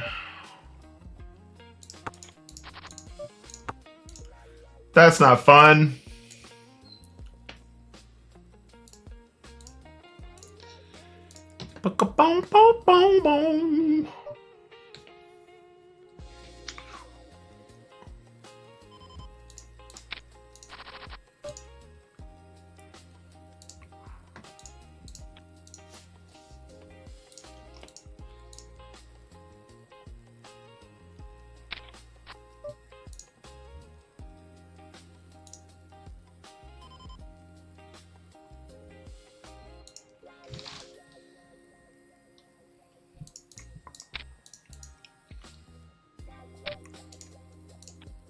Overbet panic jam.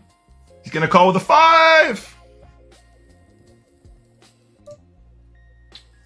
Yeah, I'm sure it's the right move. This is the right move.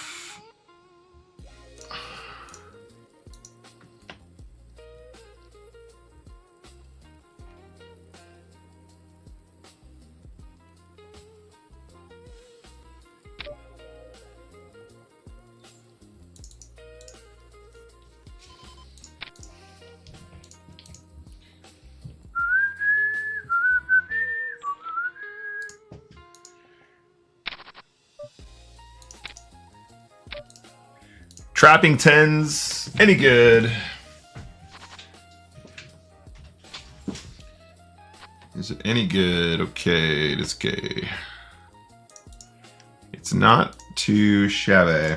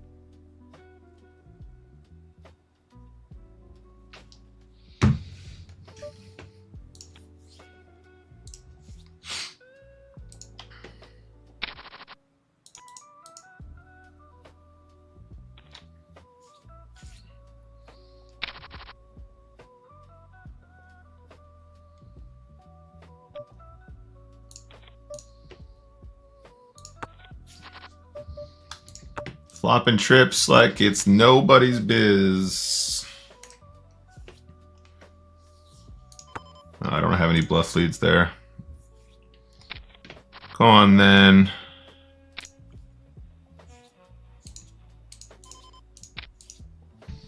We're gonna get 2 big blinds on this river.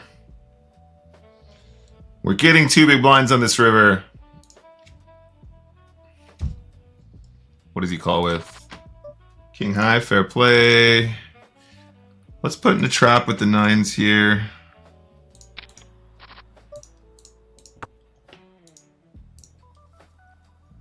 Start with a bet.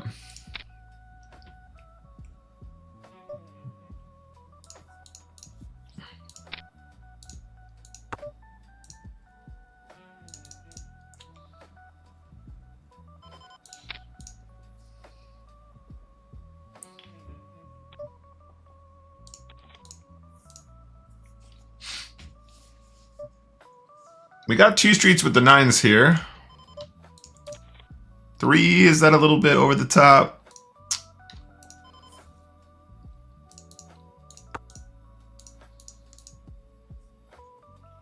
I don't know.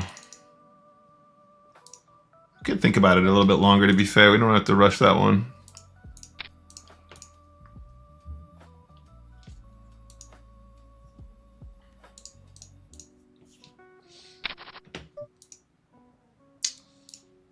Yeah, let's just push this one. Very profitable push with the 8-7 of diamonds.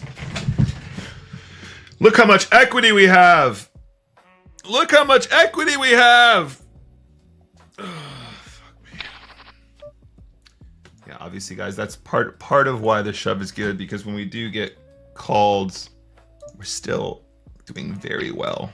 Very, very well in the equity department, but we just have to hold. So we win a bunch of money at non-showdown, and then when we get called, we still have a bunch of equity anyway, so it's a win-win-win-win spot. Oh, yeah, 9-6 of spades is going to be fine here.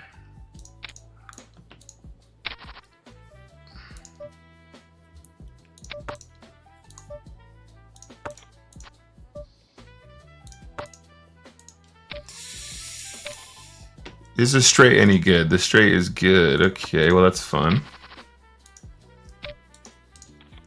Straight is fun.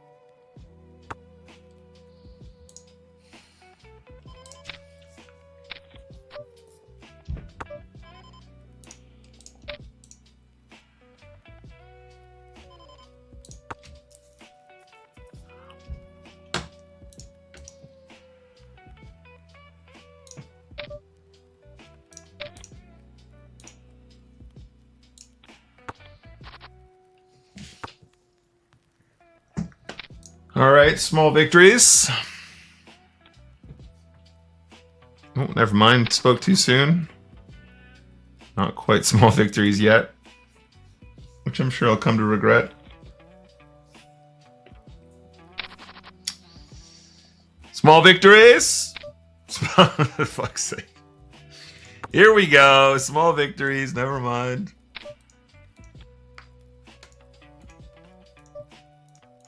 Small victories.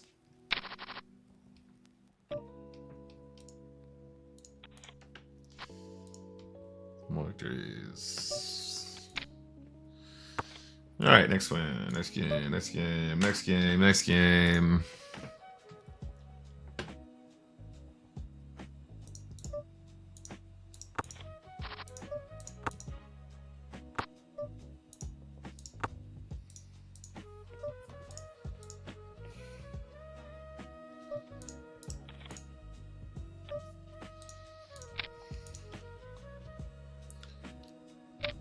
Small victories.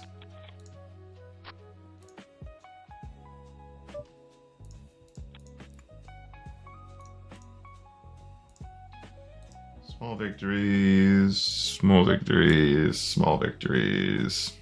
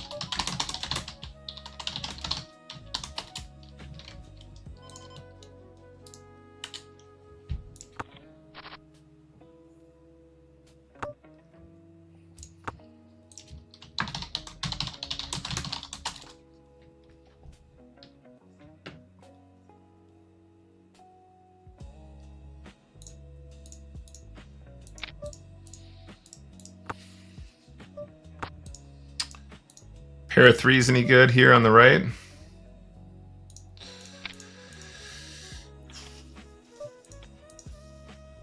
Too easy, Vin D. Too easy, Mr. Vin.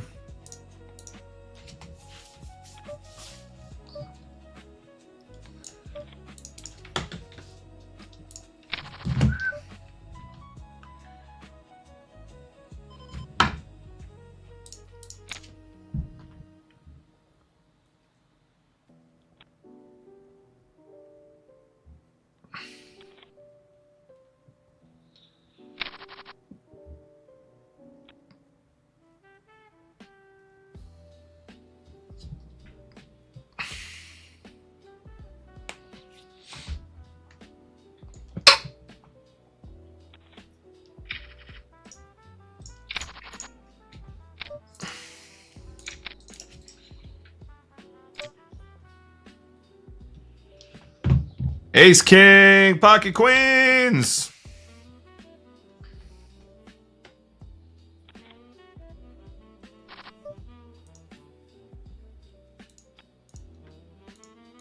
All right. I accept.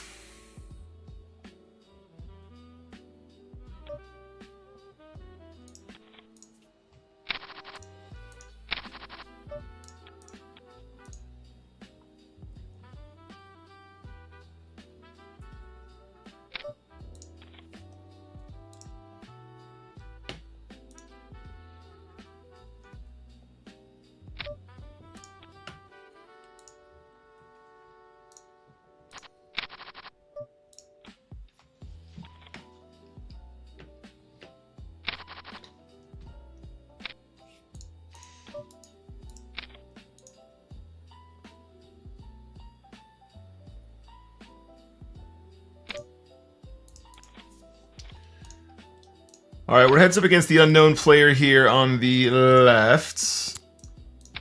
Gonna try and get some action with ace king. That'd be nice.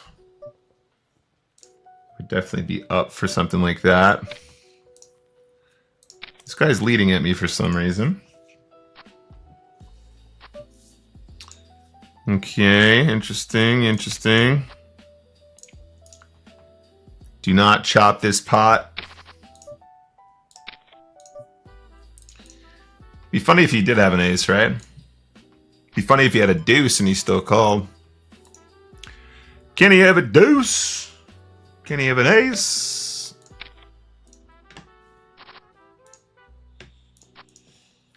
Just clicking buttons feels good.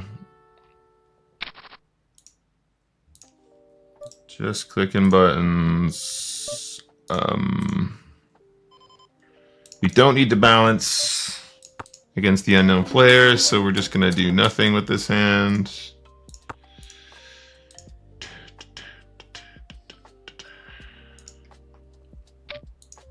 Oh, that's weird. This is strange.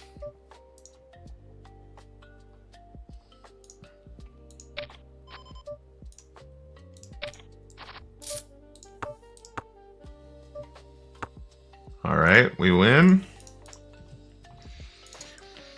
That was kind of a confident turn situation, despite the situation at hand.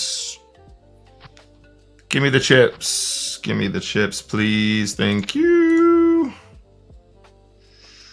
Give me the chips. Defend any suited hand here. Not quite the spot I'm looking for.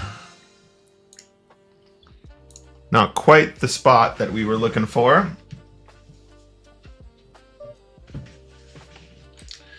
Unknown player. Let's play it in the small.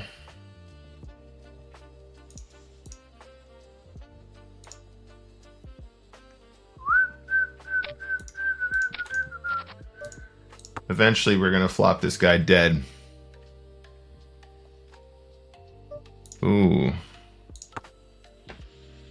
Pair 07s. We're not folding yet. Potentially annoying river. But we win anyway, which is Q.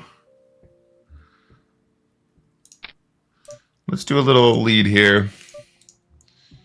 All right, when we get chipped on, I mean, he's going to have flush draws. He's going to have other straight draws.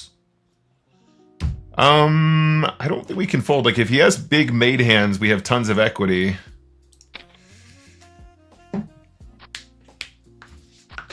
Possibly the worst possible outcome there. Him having an actual strong two pair. But you can see we still had 35% equity against the, like, one of the worst case scenarios. So if we have 35% against that hand, we're obviously doing pretty well against overpairs. We're actually beating flush draws and straight draws too, so it's probably fine. It's not a nice spot, is it? I wouldn't say it's a nice spot. But we don't lose much in terms of EV. And we'll put in one bet here. We will potentially call with ace high on this river.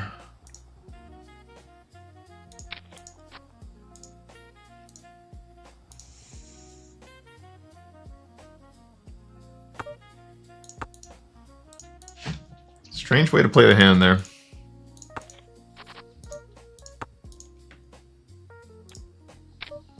Strange way to play a hand.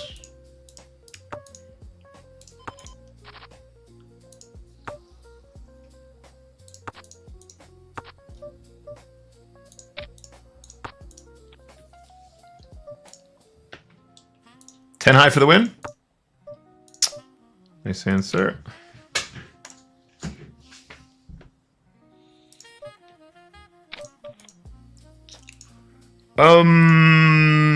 Yes. Computer says yes.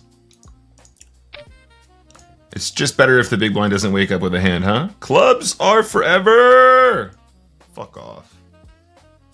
Get out of my life!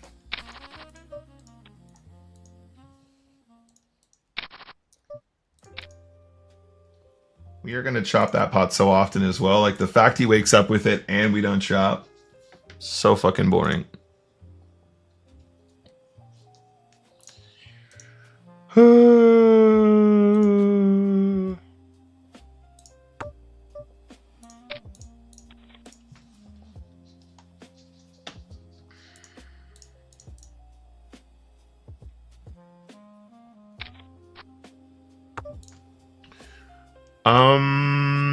Yes. But we're gonna do it like this. We're gonna do it like this, guys. We're gonna do it like this.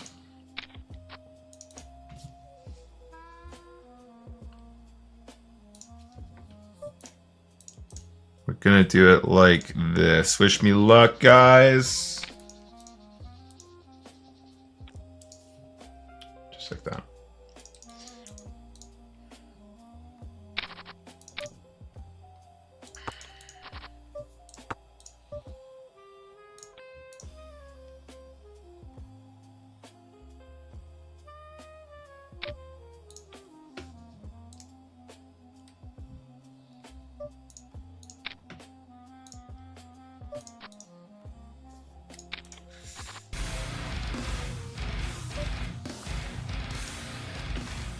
John Edwards, thank you very much for the sub.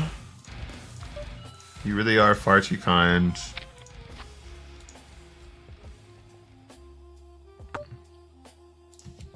We're gonna bet so small on the turn. As a bluff. Oh my days! All the moves. We got all the moves today. We got all of the moves today. We've got all of the moves like Jagger today. Hello, John Edwards.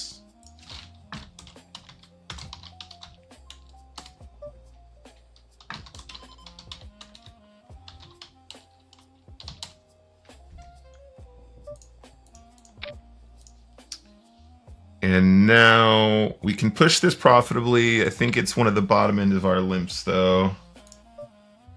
Well, it's at the bottom end of our shoving range, so we can, you know, we can put it in there as a limp instead, I think.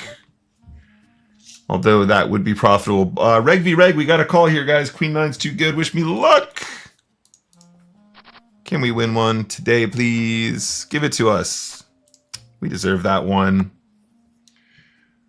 Oh, we absolutely deserve that one, chat. We absolutely deserve that one. We absolutely deserve to win that one, guys. That was our situation. Now, the unknown player has min-raised us blind v blind at 6 big blinds effective. Exploit fold! Exploit fold like a genius.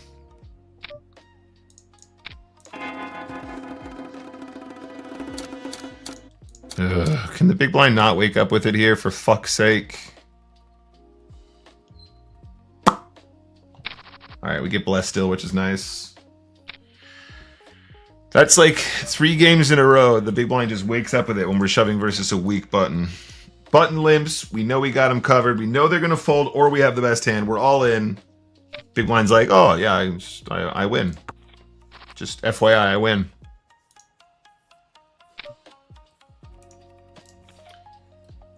Oh, this game is easy. I'm just going to win. This game's really easy. All you got to do is win. Really?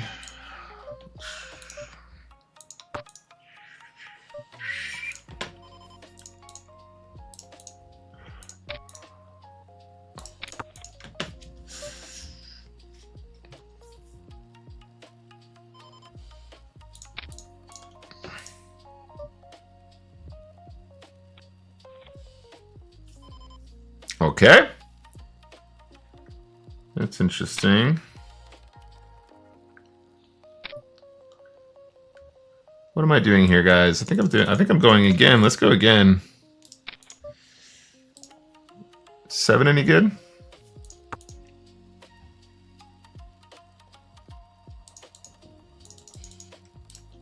It's a fairly confident 2-street call.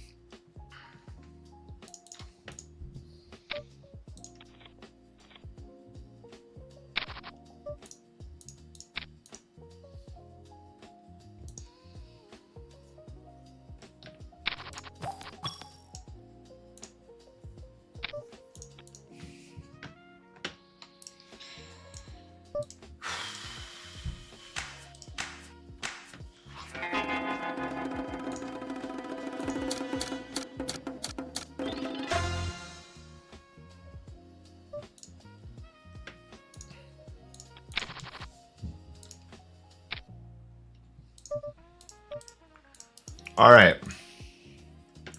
So far, session has been very flat. We need a big push now to try and get some points on the board for our chip EV, or it's going to be suffering. These games have been very reg heavy today, to be fair, but we've had some shots at like good pickups. We've had a couple shots where that could have gone better, and we kind of just been running into it here a little bit. A lot of our all-ins, or many of our all-ins that were probably well-timed against one player have resulted in catastrophe in the big blind, so that won't do it. That won't get rid of a lot of your EV right there. Gotta win some all-ins once in a while. Nazarka in the house. What's up, Nazarka?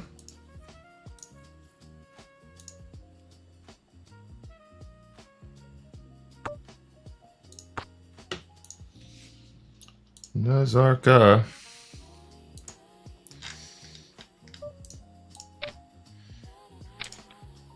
Nice. Got a 4 big blind bet on the river. That's cute. Must have had a jack, I guess.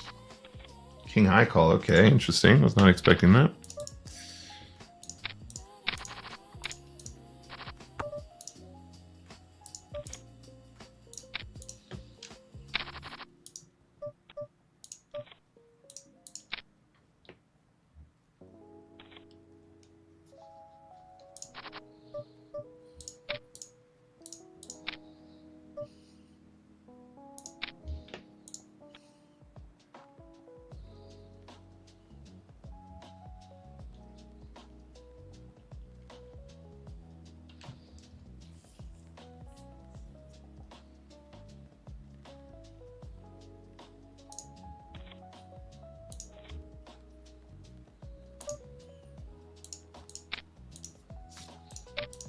All right, wish me luck, ace 10.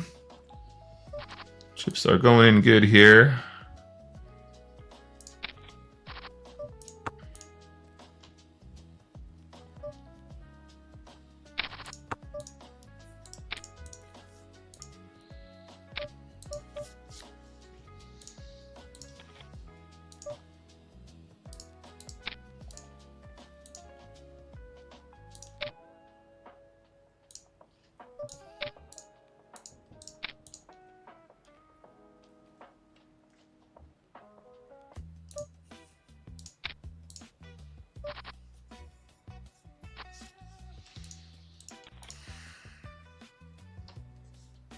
What's up, GBR? Good to see you. Fuck me.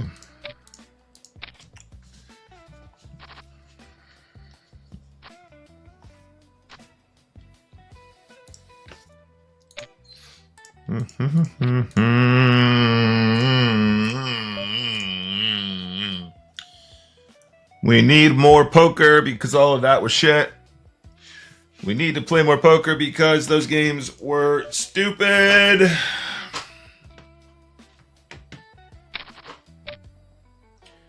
Only a 50K challenge, currently on a 1 billion challenge.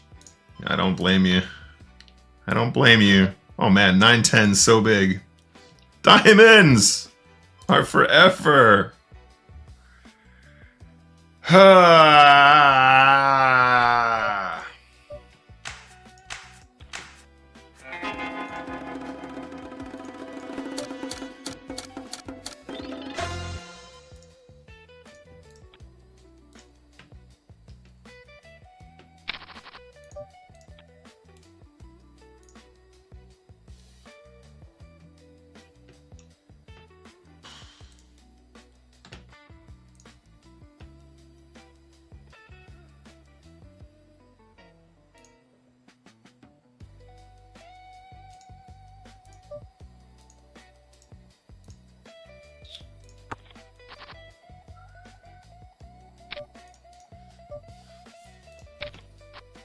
Woo. Turning 2 pair.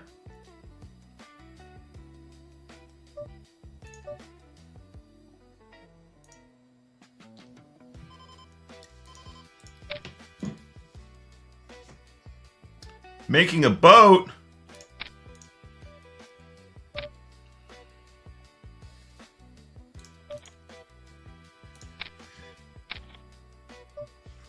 Making a boat feels great. Jen says, I'm playing the $5 sit and goes, hoping to make the leap to 10s one day. I understand it's a decent leap. Is it possible to point out the difference? I assume more bluffs. I would say that people are just generally better studied. I mean, it's not really about changing one specific aspect of your style. You need to be more proficient. You need to be more solid. Your opponents need to do the same if they want to be competitive. I would say that at the 10s, you're going to encounter a higher volume of regs who will be better studied in GTO. So if you're not feeling super hot about your GTO, that's definitely something you need to look into.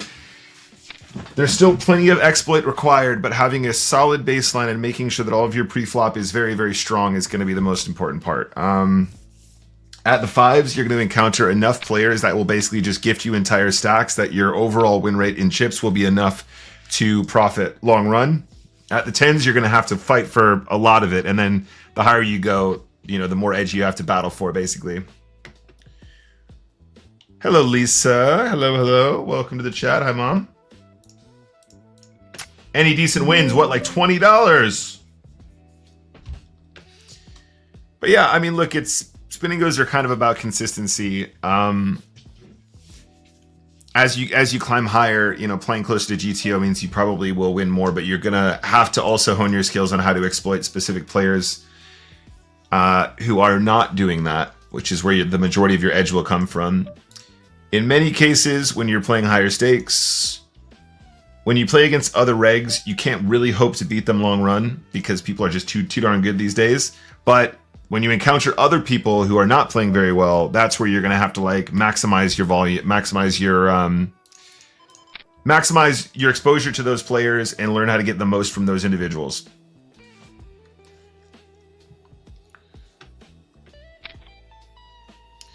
Running into Ace Jack feels pretty sad. What do you guys think?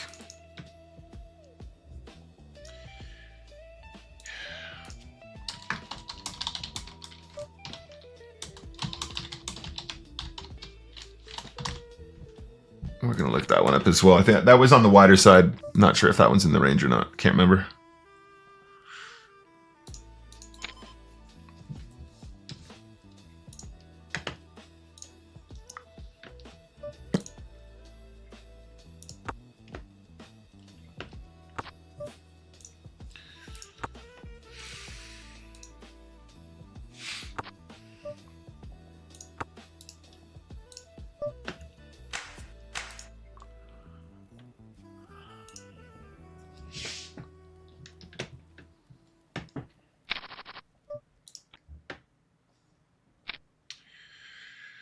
Um,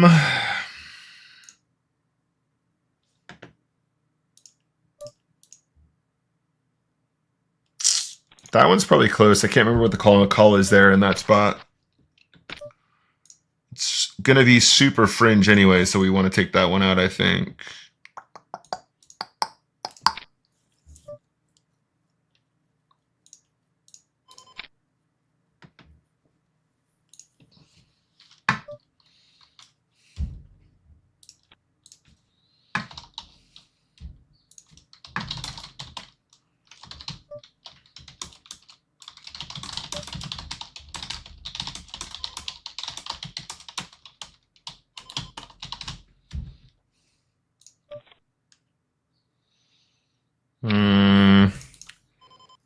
Yeah, against the reg, we'll call here.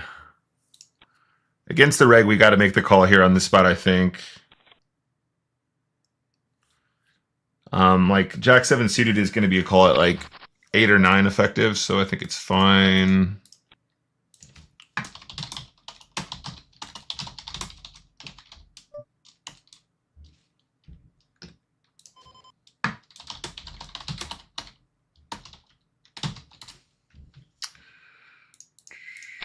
Oops, that was meant to be all in.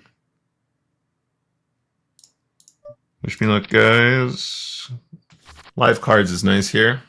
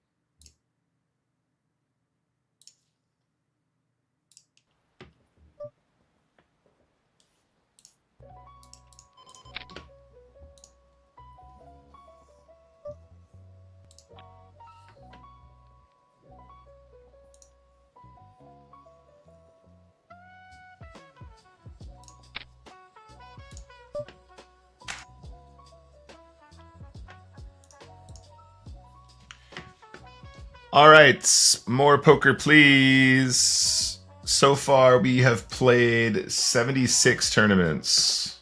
78, excuse me. So far, 78 events played. 78 games played.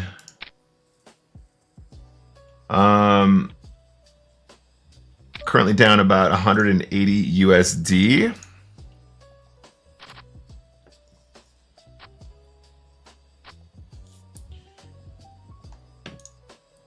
About 18 buy-ins, so not really anything to sweat when we're playing that kind of volume. Aces is a nice hand, though. I will say that. I will admit that Aces is a good hand. Also, we should like change this up a bit, right? I want something a little bit more. I don't know if I like that, to be honest.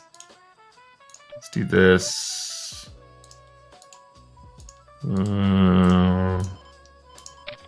Yeah. Something more. Whatever happened to like the captainship situation?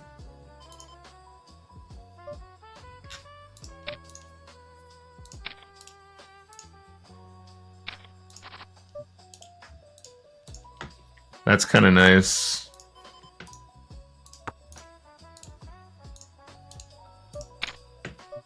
There you go. Little refresher.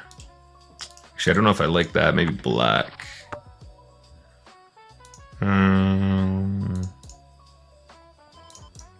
Can we just go completely mental and just ship this in his face? Probably not. Probably not. Okay. How about we do a little bit of purple, poiple? Can we do a little poiple? Nice, get a little value on that river. A bit of blue, okay. And the tray's going in here. Nice. Let's see what we got going. Why is she purple?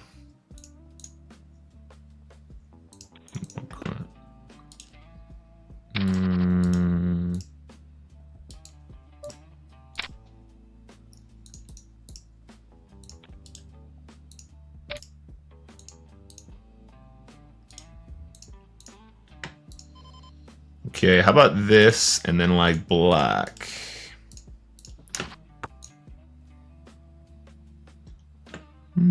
It's kind of cool.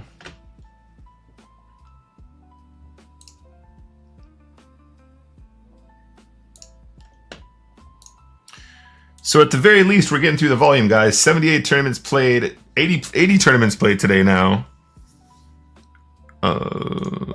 Do this, and then we'll do... So 80 tournaments played today, and we are...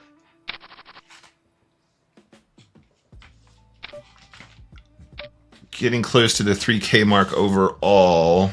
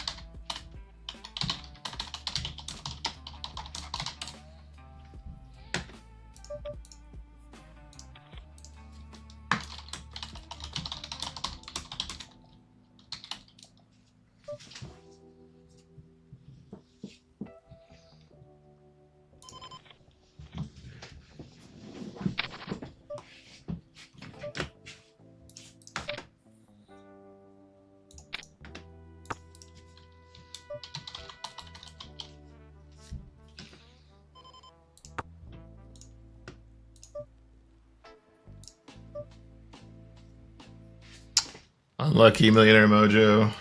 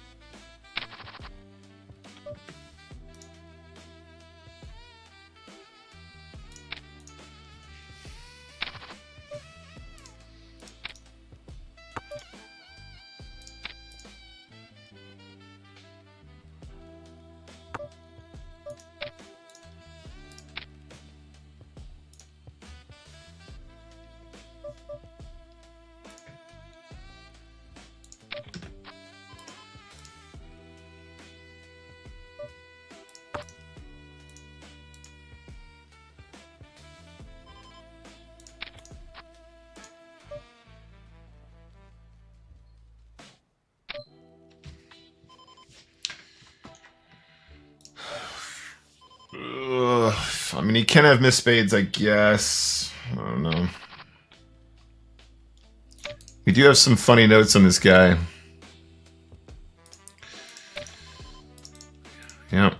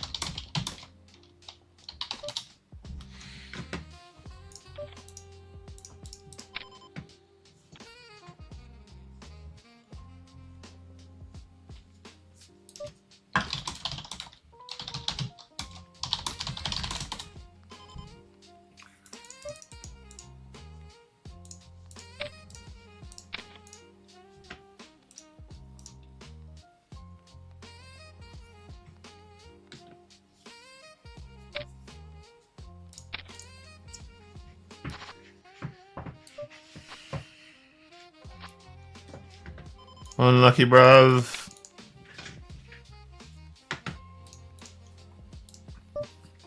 The trap is good though, my friends. No, I don't like this, guys. I'm not a fan of this. I think this is probably better. This backdrop. And then can we try like a black? Is that too dark? Let's give that a go.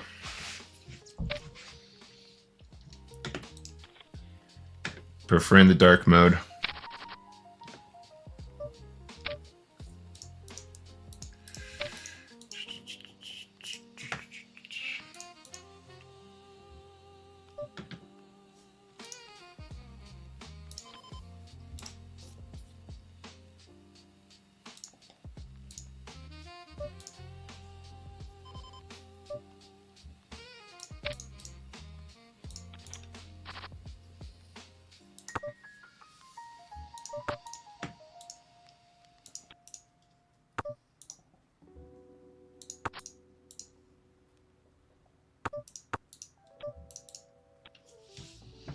Ace-8 could have been all in there pre-flop, I think. Interesting he chose not to do that, but fair enough. Alright, so let's play poker, gang.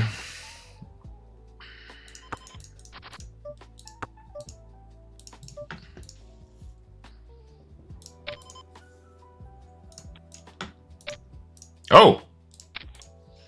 Is this a good spot? I'd say that's a pretty good spot. What do you guys think? Just absolutely slamming it in. I'm going to mark that hand for review because that is very interesting. From a guy that I really respect as well. He plays very well, this guy. And I'm wondering if maybe that's something we should be doing as well. Because there's a good chance that that's actually just genius poker and we just haven't learned that one yet. It looks stupid when you run into a 10, right? But that's not the points. Oh. This is probably getting really close to a call, guys. We're going to have like 50% equity so often. Like I said before, same spots. Yeah. There's already so much dead money in the middle, it just gets really close. When they ship here, they can have worse flush draws and worse straight draws, which are crushed as well, like we said before. So for that reason, we do need to probably end up just running it there. This is meant to be a shove on the left.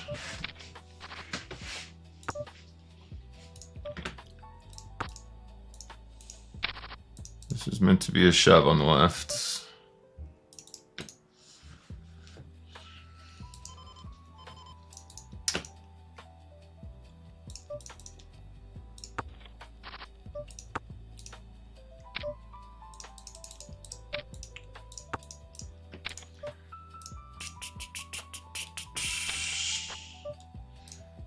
King high for the win.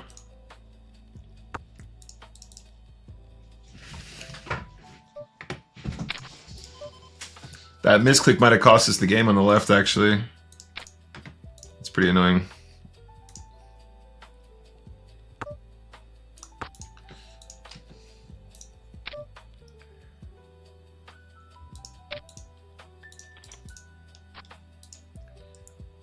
We have the nuts. We have the nuts.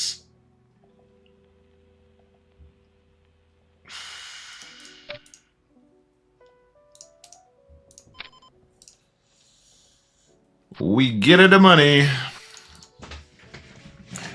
We have it the nuts.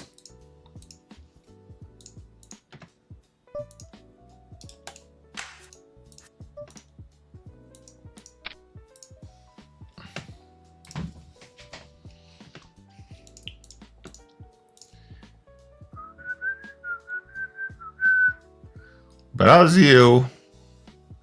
Brazil, Brazil, Brazil, Brazil, Brazil, Brazil, Brazil. The guy with King 5 of clubs is absolutely punting. We take it.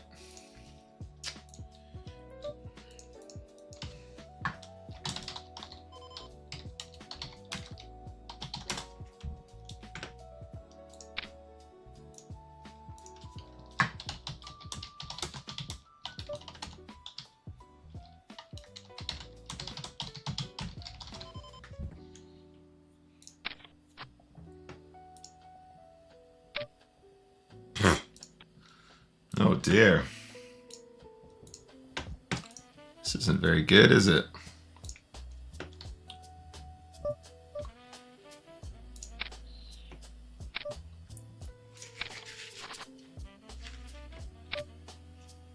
All right. Do we go for maximum pressure? 51% equity. We put him all in. He has no hand, no draw. He still calls. And we still have 51% equity. And we still miss. I say good luck to you, sir. Good luck to you. You know what I say? Good luck to you, sir. You know what I say to you? Good luck, sir.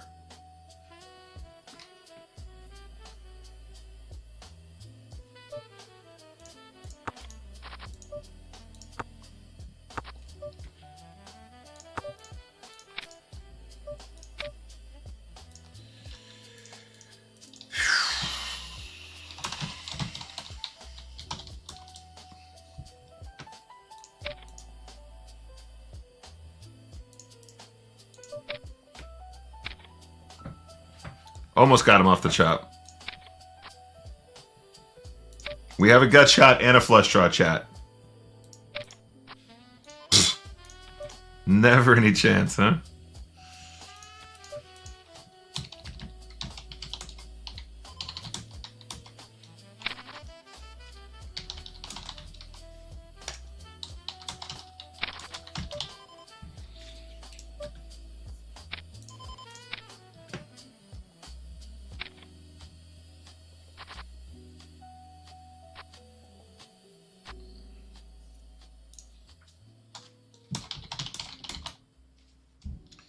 Yeah, we absolutely... We rizzed that guy up, but we managed to miss the entire universe twice. 51% equity. 51% equity.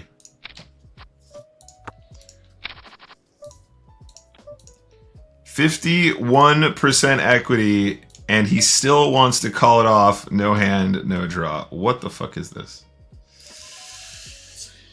Ugh.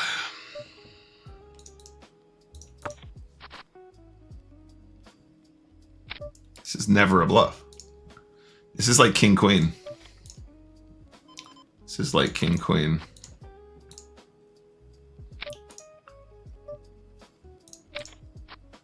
That's what we're talking about. That's what we're talking about now. This is better. This is a better spot now. There we go. A little bit of indication.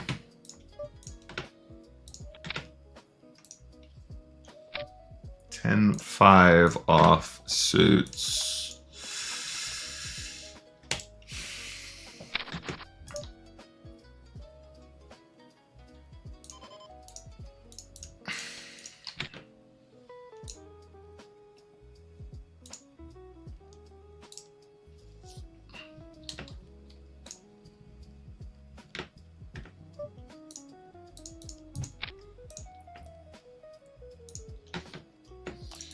This guy loves to limp a button.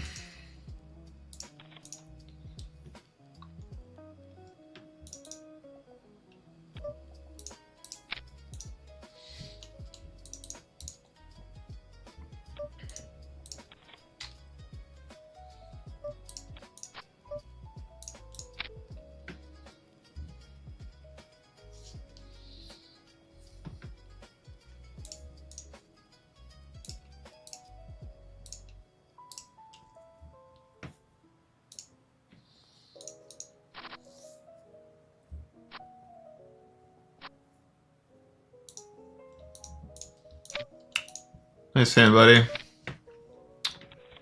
I'd say that's fair. I would say that's pretty fair.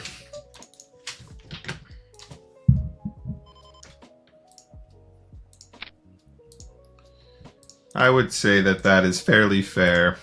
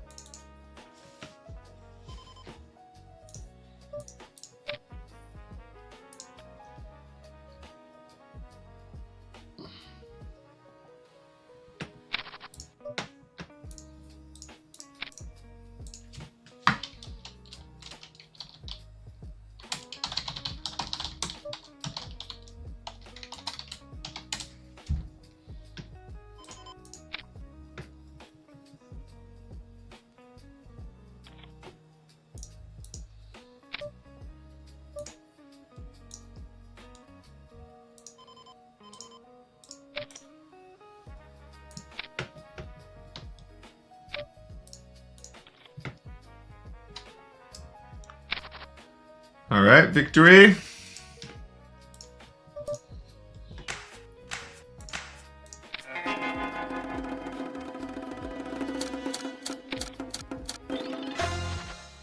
Domination situation.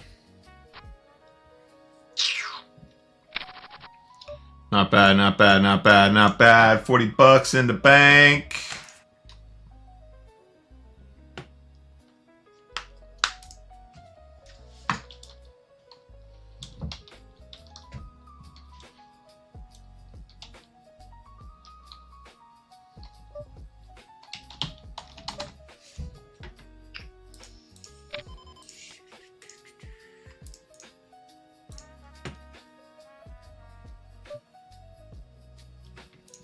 All right, this guy trapped us. We'll make a note for future diamond. So Don limped the button with ace king suited. We just make a note of this so we won't do the same thing again next time. All good. Not a problem. Nice hand, Don. Limp button, multi-way, 15 effective. Ace king suited. X1, good to know. And good luck to you, sir.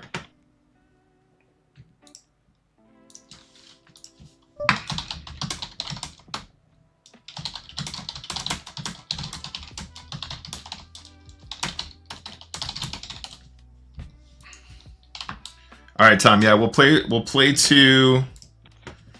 We're gonna play to 100 games, so that's another 10 games from now. In fact, it's probably more like 9 now. I think this is a new reg.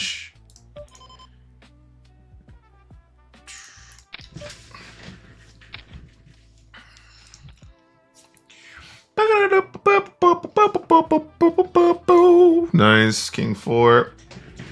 I think this is our 90. Yeah, we've played 91 games, Tom.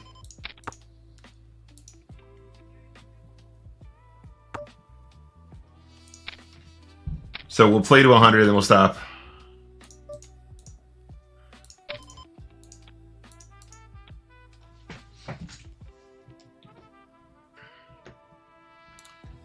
But we need to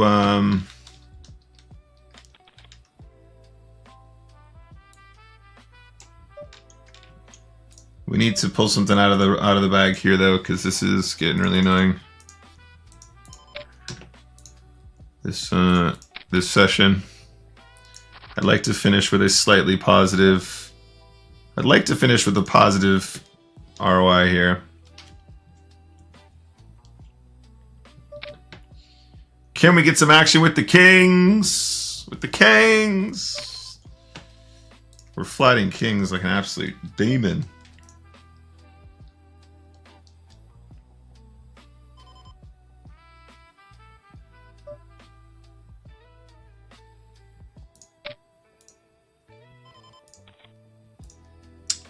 Oh, okay. Well, that's an absolutely awful turn. We can't fold is the problem because he's going to have a bunch of other stuff where he's got like a straight draw or a flush draw, and he's got like, he's trying to represent the ace, blah, blah, blah. Yeah, exactly. It's not a spot where we're allowed to fold if we play our hand that way. And then we slam this in his face. And we get paid by King Jack of clubs. Queen, don't you dare. Nice hand, buddy. Nice hand, dude. Nice, actually pretty fair, to be honest.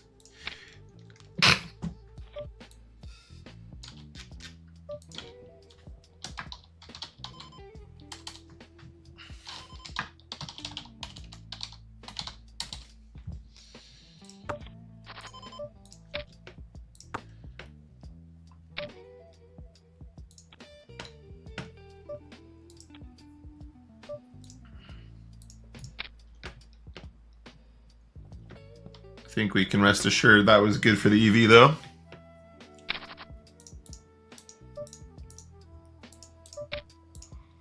Oh, yeah, I'm gonna call this one the Zarka, you dirty dog.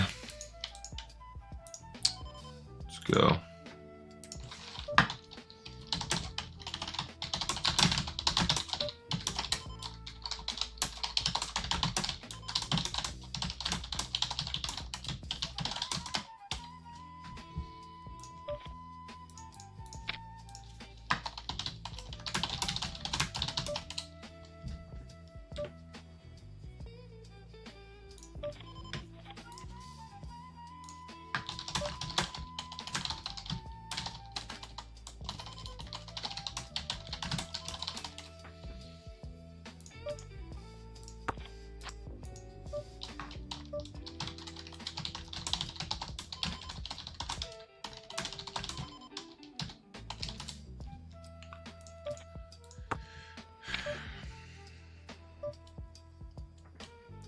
The ace king guy was in the big blind, not the button? What? Really?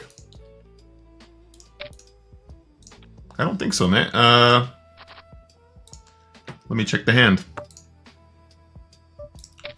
Let me check that hand out, buddy. So when we had king 10,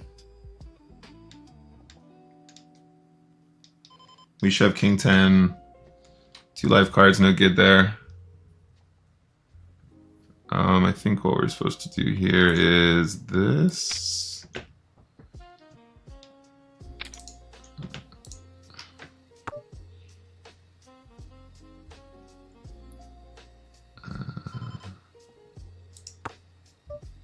Wow, okay, fair play.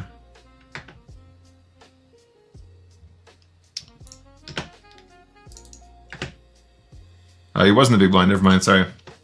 Well spotted there. Thank you for that. I will update that note.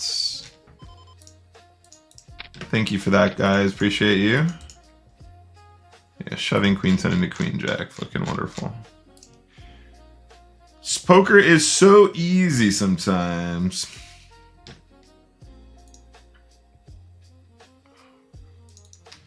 I apologize, Don. And thank you, chat, for updating that. It's not noteworthy. Appreciate you. Yeah, I mean, all pretty standard stuff there at the end. Not really much to note.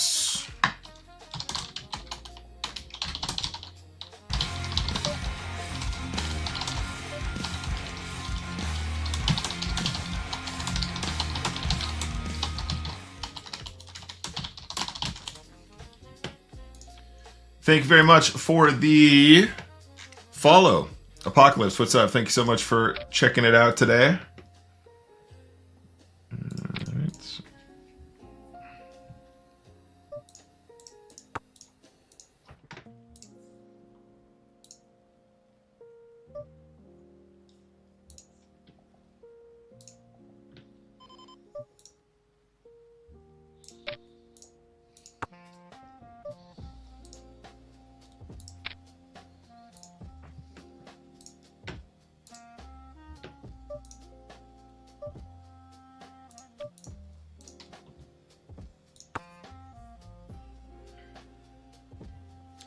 Queen high for the win? Can you believe it? No, it's too much to hope for here.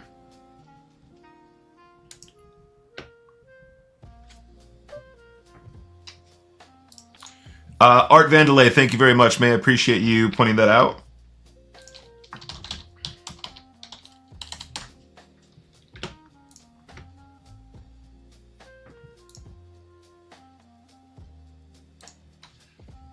Yeah, I mean, honestly, I want to sit here and grind this out until we have a positive EV for the day. Sometimes it's not going to happen. Our last, like, 4 sessions have been really, really stellar, though. Our offline ones. To be honest, I feel like when we're streaming in the afternoons here, like, these aren't even peak times. Which doesn't mean that I don't want to play them necessarily. You know, like, you got to get the volume in. I want to make content for you guys, but honestly, like a morning stream probably would be more profitable. I know this is really weird on the right here, but I think that there's a chance. You know what? I take that back. I thought that this guy was deeper stacked.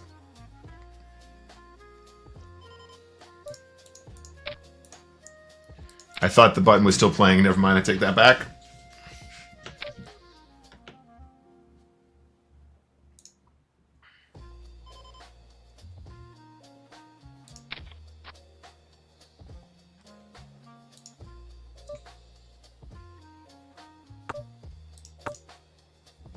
Nice. Got some value there.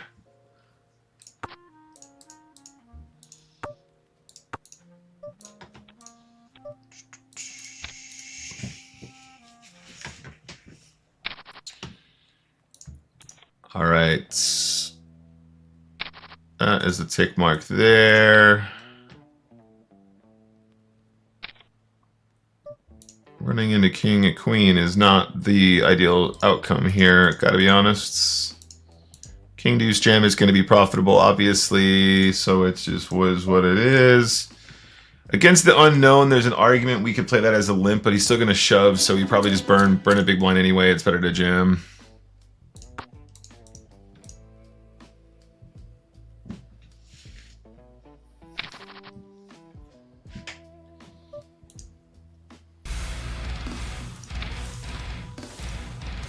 Hey, big deal. Thank you very much for the sub, mate. 8 months. I appreciate you, dude. Always a pleasure, never a chore. Ugh. We both have jack high as well. Fuck me. Fuck me, dude. That's annoying. That's annoying, too. Hernan is flatting and leaving 2 big blinds behind. That's just looks fantastic for us here. Any chance? Any chance?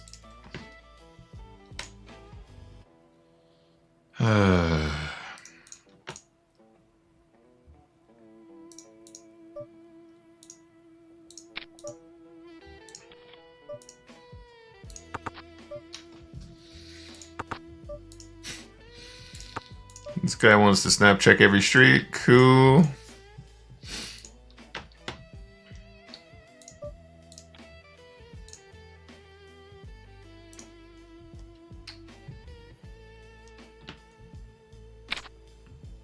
Where are we at, Tom? We're at 94, I think. 95. All right, cool. Almost there. 100 games breaking even in EV is going to make me cry, though. These sessions do exist. This is a thing, obviously. It's not something that we need to be ashamed of, but it is annoying when you're really trying.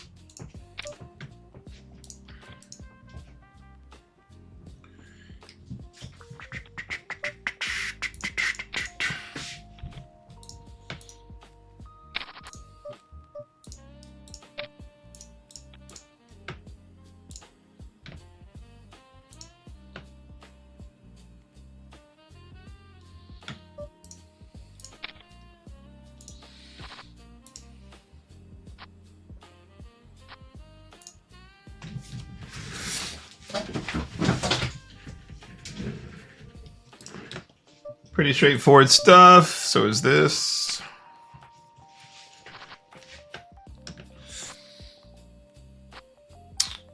All right.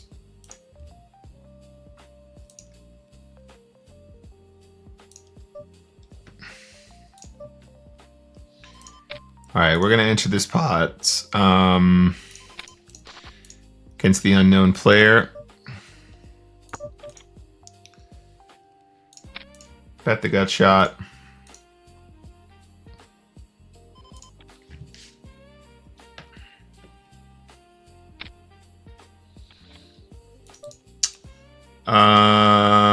Limp against this guy.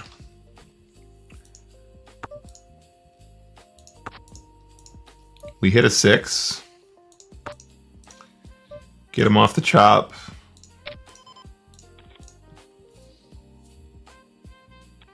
Nice. Love that move. King Deuce got to call a shove if he puts it in.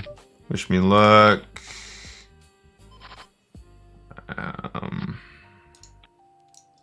Well, we put the chips in good there. Got him down to next to nothing.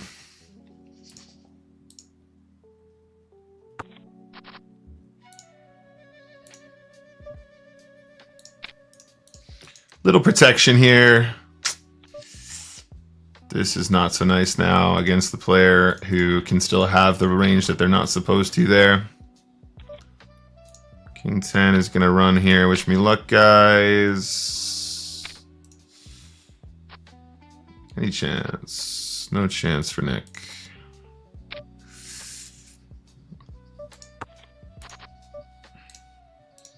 That is annoying, that one.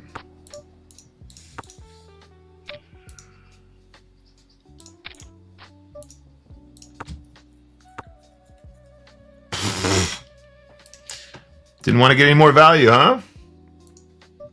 Didn't want any more value, huh?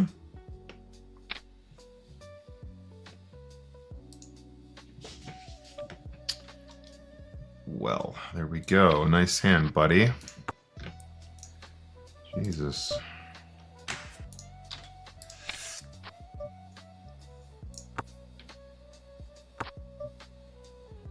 Okay, we gotta bluff the river now, I think. Wish me luck. Eights is a very easy call, yeah, absolutely.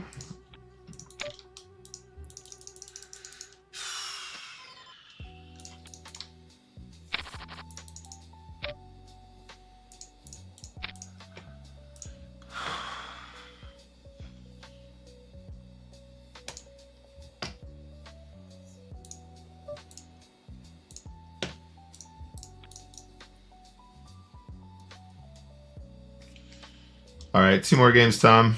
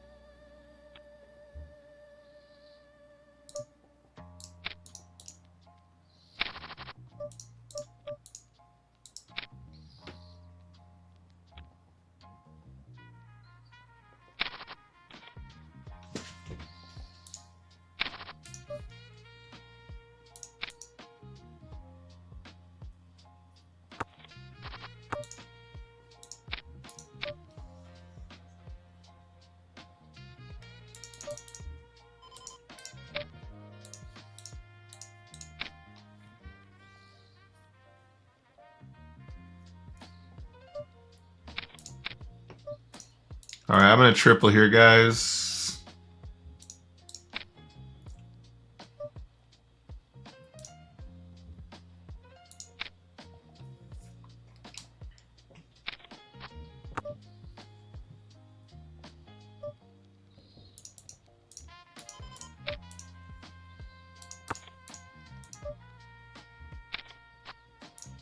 I'm gonna triple on the left here as well, guys. Wish me luck. Just commit. If he calls with a 5 or whatever, fair play.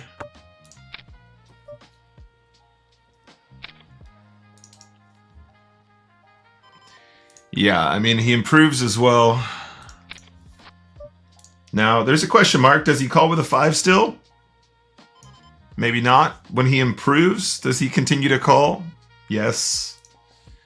That's probably the 3rd time today that we've tripled off in a spot where our opponent has improved with the random card on the river. I think there's a good chance if he doesn't hit the 9, he's folding though, because we end up having a lot of like overpairs to the 5. We actually have the traps as well with the ace, of course. That's a really frustrating one. I mean, like, it's pretty much the perfect stack depth to do it as well. We still believably have a fair number of our aces in range here when we trap at that stack depth. We're obviously going to have 6s, 7s, 8s, 9s, 10s, jacks, queens, kings will play exactly the same way. One of the big issues with the 9 specifically is if we probably still are going to value jam 6s, 7s, 8s. So the 9 suddenly actually becomes a much more valuable hand on that river. Having the 9 of spades means we have fewer flush draws too. So actually the hero call with the 9-5 without improving into the 9 means that you're really just basically hoping I have complete air. Yeah, I mean, I would say probably 3 really big triple offs that we've done today have been just thwarted by really unlucky rivers. It's kind of fucking puke territory, if I'm honest. I would say it's puke territory.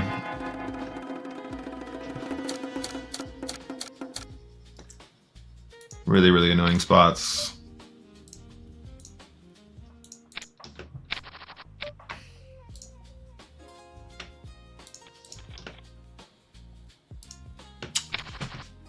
Very frustrating poker today. But it is what it is. It's just more volume. A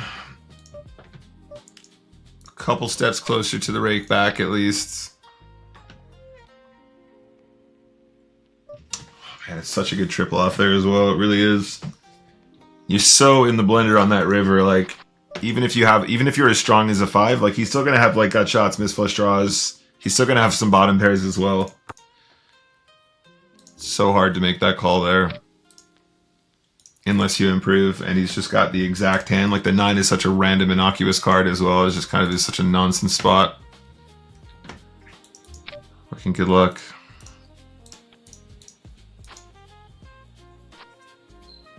Nice one, David.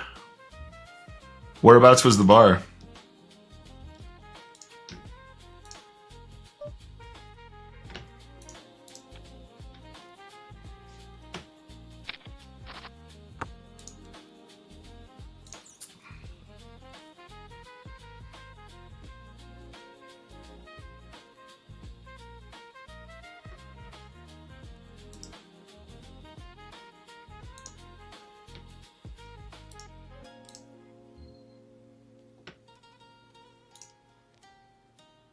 All right, one more game.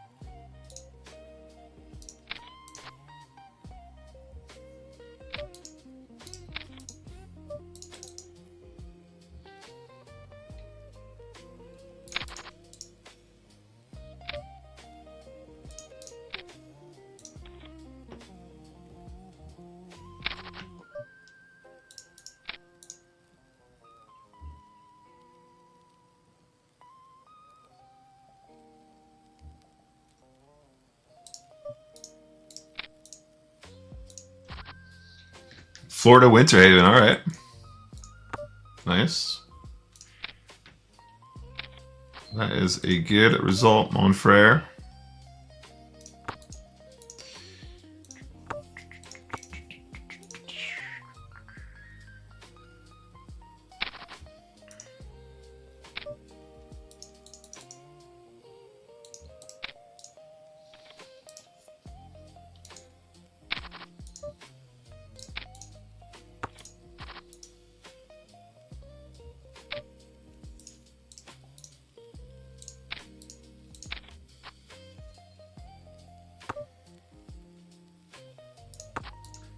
Is that the most annoying turn and river ever?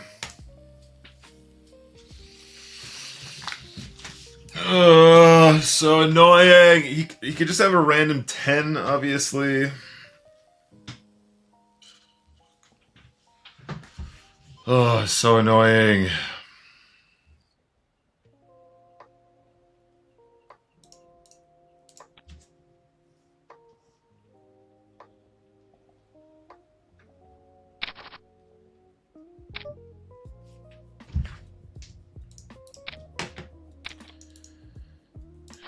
And for the 4th time today, running into aces. Fantastic. Nice hand, buddy. All right, cool. GG in that one. All right, so let's take a look at where we're at today.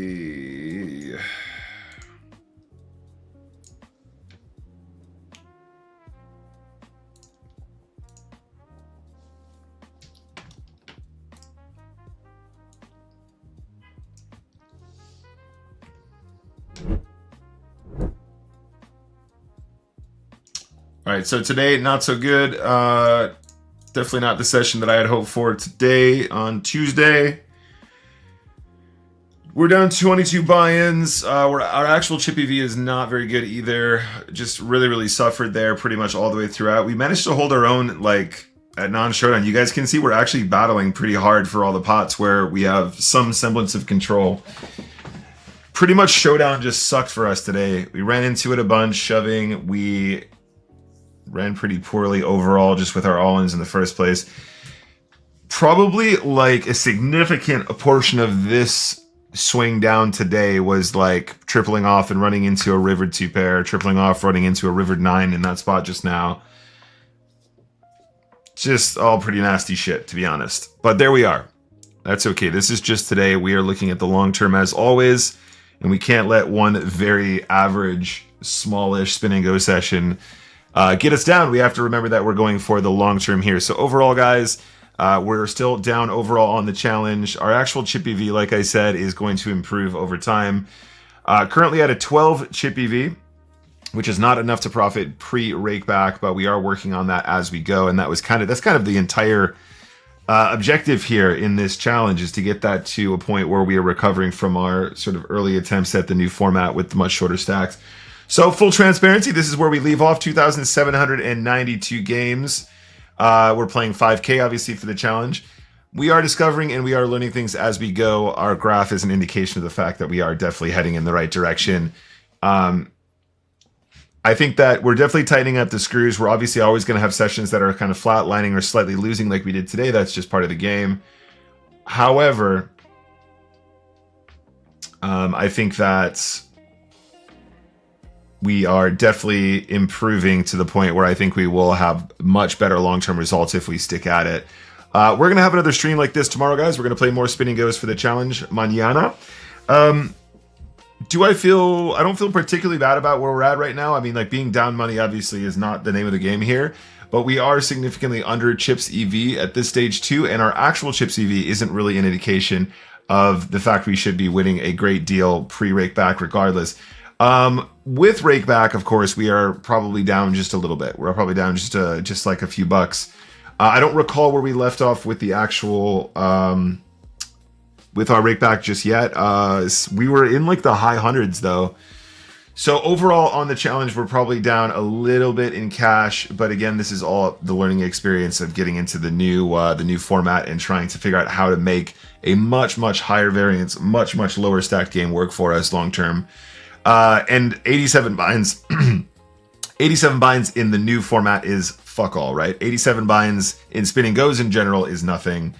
And we just basically need to focus on the long term, keep putting in some numbers, and I'm sure we're going to be okay. If we can downswing like this, we can upswing like this, no problem. We haven't had a multiplier greater than 50. And of course, that's the name of the game with spinning goes. Keep it consistent, play through the volume, and we go through there.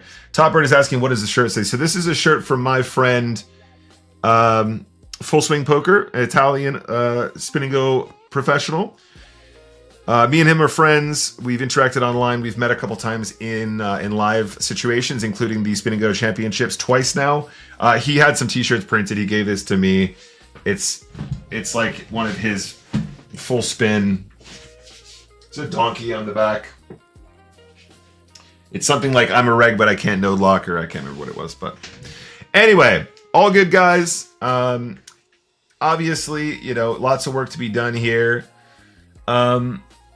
This conversation I had with my friend earlier, somebody who I really respect, who's very math oriented, basically says to me, hey, Nick, you know, this is an interesting challenge. You know, I think that if anybody can do it, you can. Like, you know, you're a good spin and go player. He's like, the thing is, you set yourself a 5,000 game target, and he's like, that might work for your content, but he's like, after 5,000 games with the new format, you know, you probably need twice as much to really know where your true EV is, you know, where it really lives. And I tend to agree with his assessment, because so much of it is down to variance at this point, not just in the actual dollar value, which is can always be kind of random, but also just in the long run regarding, you know, like, you're going to have a month where you're just going to hit larger multipliers and you're going to run better in your larger multipliers, and your chip EV will bolt up like so fast because there's literally more chips on the table. So it sort of skews the whole balance. So the overall chip value sort of calculation makes sense, but only in the context that you've played enough games where you've hit enough of the big ones in order to make that work for you, if that makes sense. So, you know, it is what it is, guys. More grind is necessary. The challenge wasn't always going to be easy, and we're definitely hitting a little bit of a slow patch here. You guys can see we're doing a lot right here. We're actually doing a lot... we're doing a lot right to win more chips than our opponents, obviously, but we need to work harder and find even more edge in order to really show them who's boss. And we do have enough runway to make that a reality, in my opinion. But just before we finish, let's take a look at some marked hands. I'm going to close PokerStars now. So everything that we look at from here on out, guys, I might be making reference to advanced charts and stuff like that, but we're not making use of that while we are playing poker. Obviously, that's against TOS. So really quick, let's just take a look at a couple easy ones here. We shove King 9. This should all be pretty straightforward, guys. If we open up the Nick Walsh TV chart pack, this is the chart pack I sell on my website if you guys are interested. We'll just take a look at this three-handed images, three-way on the button at 10 big blinds effective. King 9 off is actually part of our min-raise range here. As we nudge into sub 10 though, if we actually, sorry, I messed that up. If we look at 9 for example, King 9 is still part of that min-raise range. So actually we're probably meant to min-raise this to bounce when we're still min-raising our strong hands. That's an easy one to learn. That's an easy one to remember. So we got that one slightly wrong. The push of course will be fine. It's just better to have that as a min-raise to balance. We limped, they did this, and we shoved. So this one is really, this one is almost definitely wrong, but let's take a look at the spot overall.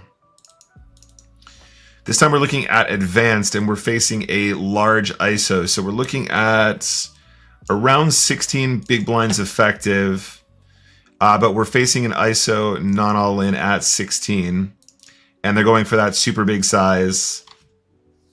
King 7 suited is just a flat and not a push, but you could see where my head was at, right? King 8 suited actually becomes a push at some frequency. King 9 goes in as well. So we're thinking along the right lines, but we are picking the wrong combination. King 7 suited is going to be a call, and against a reg like SVM, that's going to be appropriate. All right, here we limped and they pushed and we called. Again, I don't think this one is right, but let's take a look at the pre-flop. So we're looking at images, heads up, and it doesn't need to be the advanced version, but whatever, a small blind. And we're looking at ISO all in.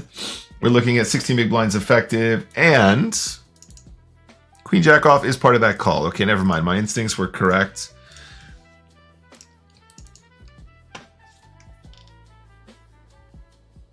Thank you, Top Bird. Appreciate it. And here we are looking at the ship. So this is one that I want to solve in, or I say solve, one that I want to look up in GTO Wizard, because they will have the very specific uneven stack breakdown, which is useful. So if we look at this really quickly. Okay, so it is a partial shove. If we look at the actual, if we study the actual spot itself, this is, oh, the closest they have is 14, 14, 14. Which obviously is not what we're looking at here. So it says that it's going to be fine as a push, which means it's going to happen about 41.9% of the time. But it's fine as a raise as well. Okay, cool. That's good to know. Cool. Instincts are good here. The 14, 14, 14 is not going to be as good as the other one. So are we shoving Queen 9 suited versus a button steal here? This should be relatively straightforward as well. Just for the sake of completeness, let's copy this hand and let's do this one in... let's do this one in Wiz as well, just in case they have the really specific alternative breakdown. Yeah, Queen 9 suited, 100% push, easy game. That's fine. I gotta stop closing that window like a dumbass. We ISO, they call. All right, so this one is specific, guys. This one we want to do in Wiz as well because we want to see the post flop.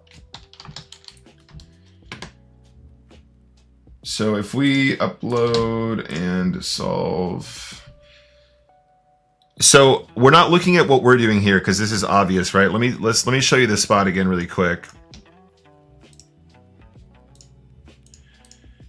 So we ISO, they call, we flop trips, we bet small, they ship, we call. That's pretty straightforward, right? That's just a no-brainer. What I want to know is if you're actually supposed to shove King 6 offsuit here, because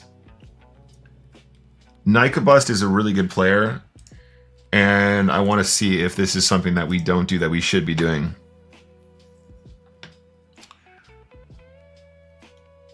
So we raise, we call, blah, blah, blah. What? This is not the spots. We ISO. Where's the flop?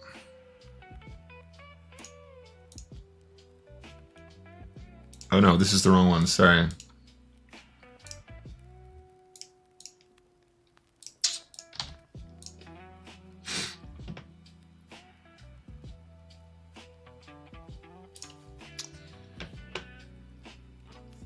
Okay, so there's a call.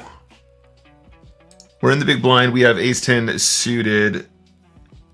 Ace-10 suited would prefer to raise large, but let's just assume that we're raising to 3, blah, blah, blah. Okay, this is the important bit anyway. Let's just assume we have trips, basically.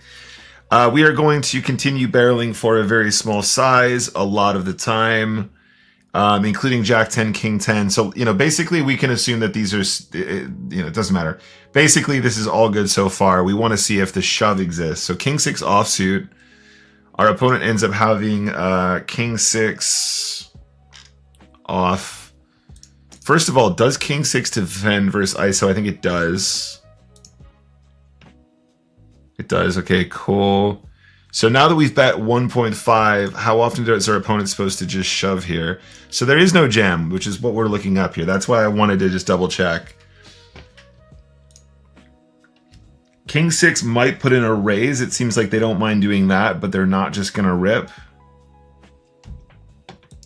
Like, how much do the pairs actually want to do that in general?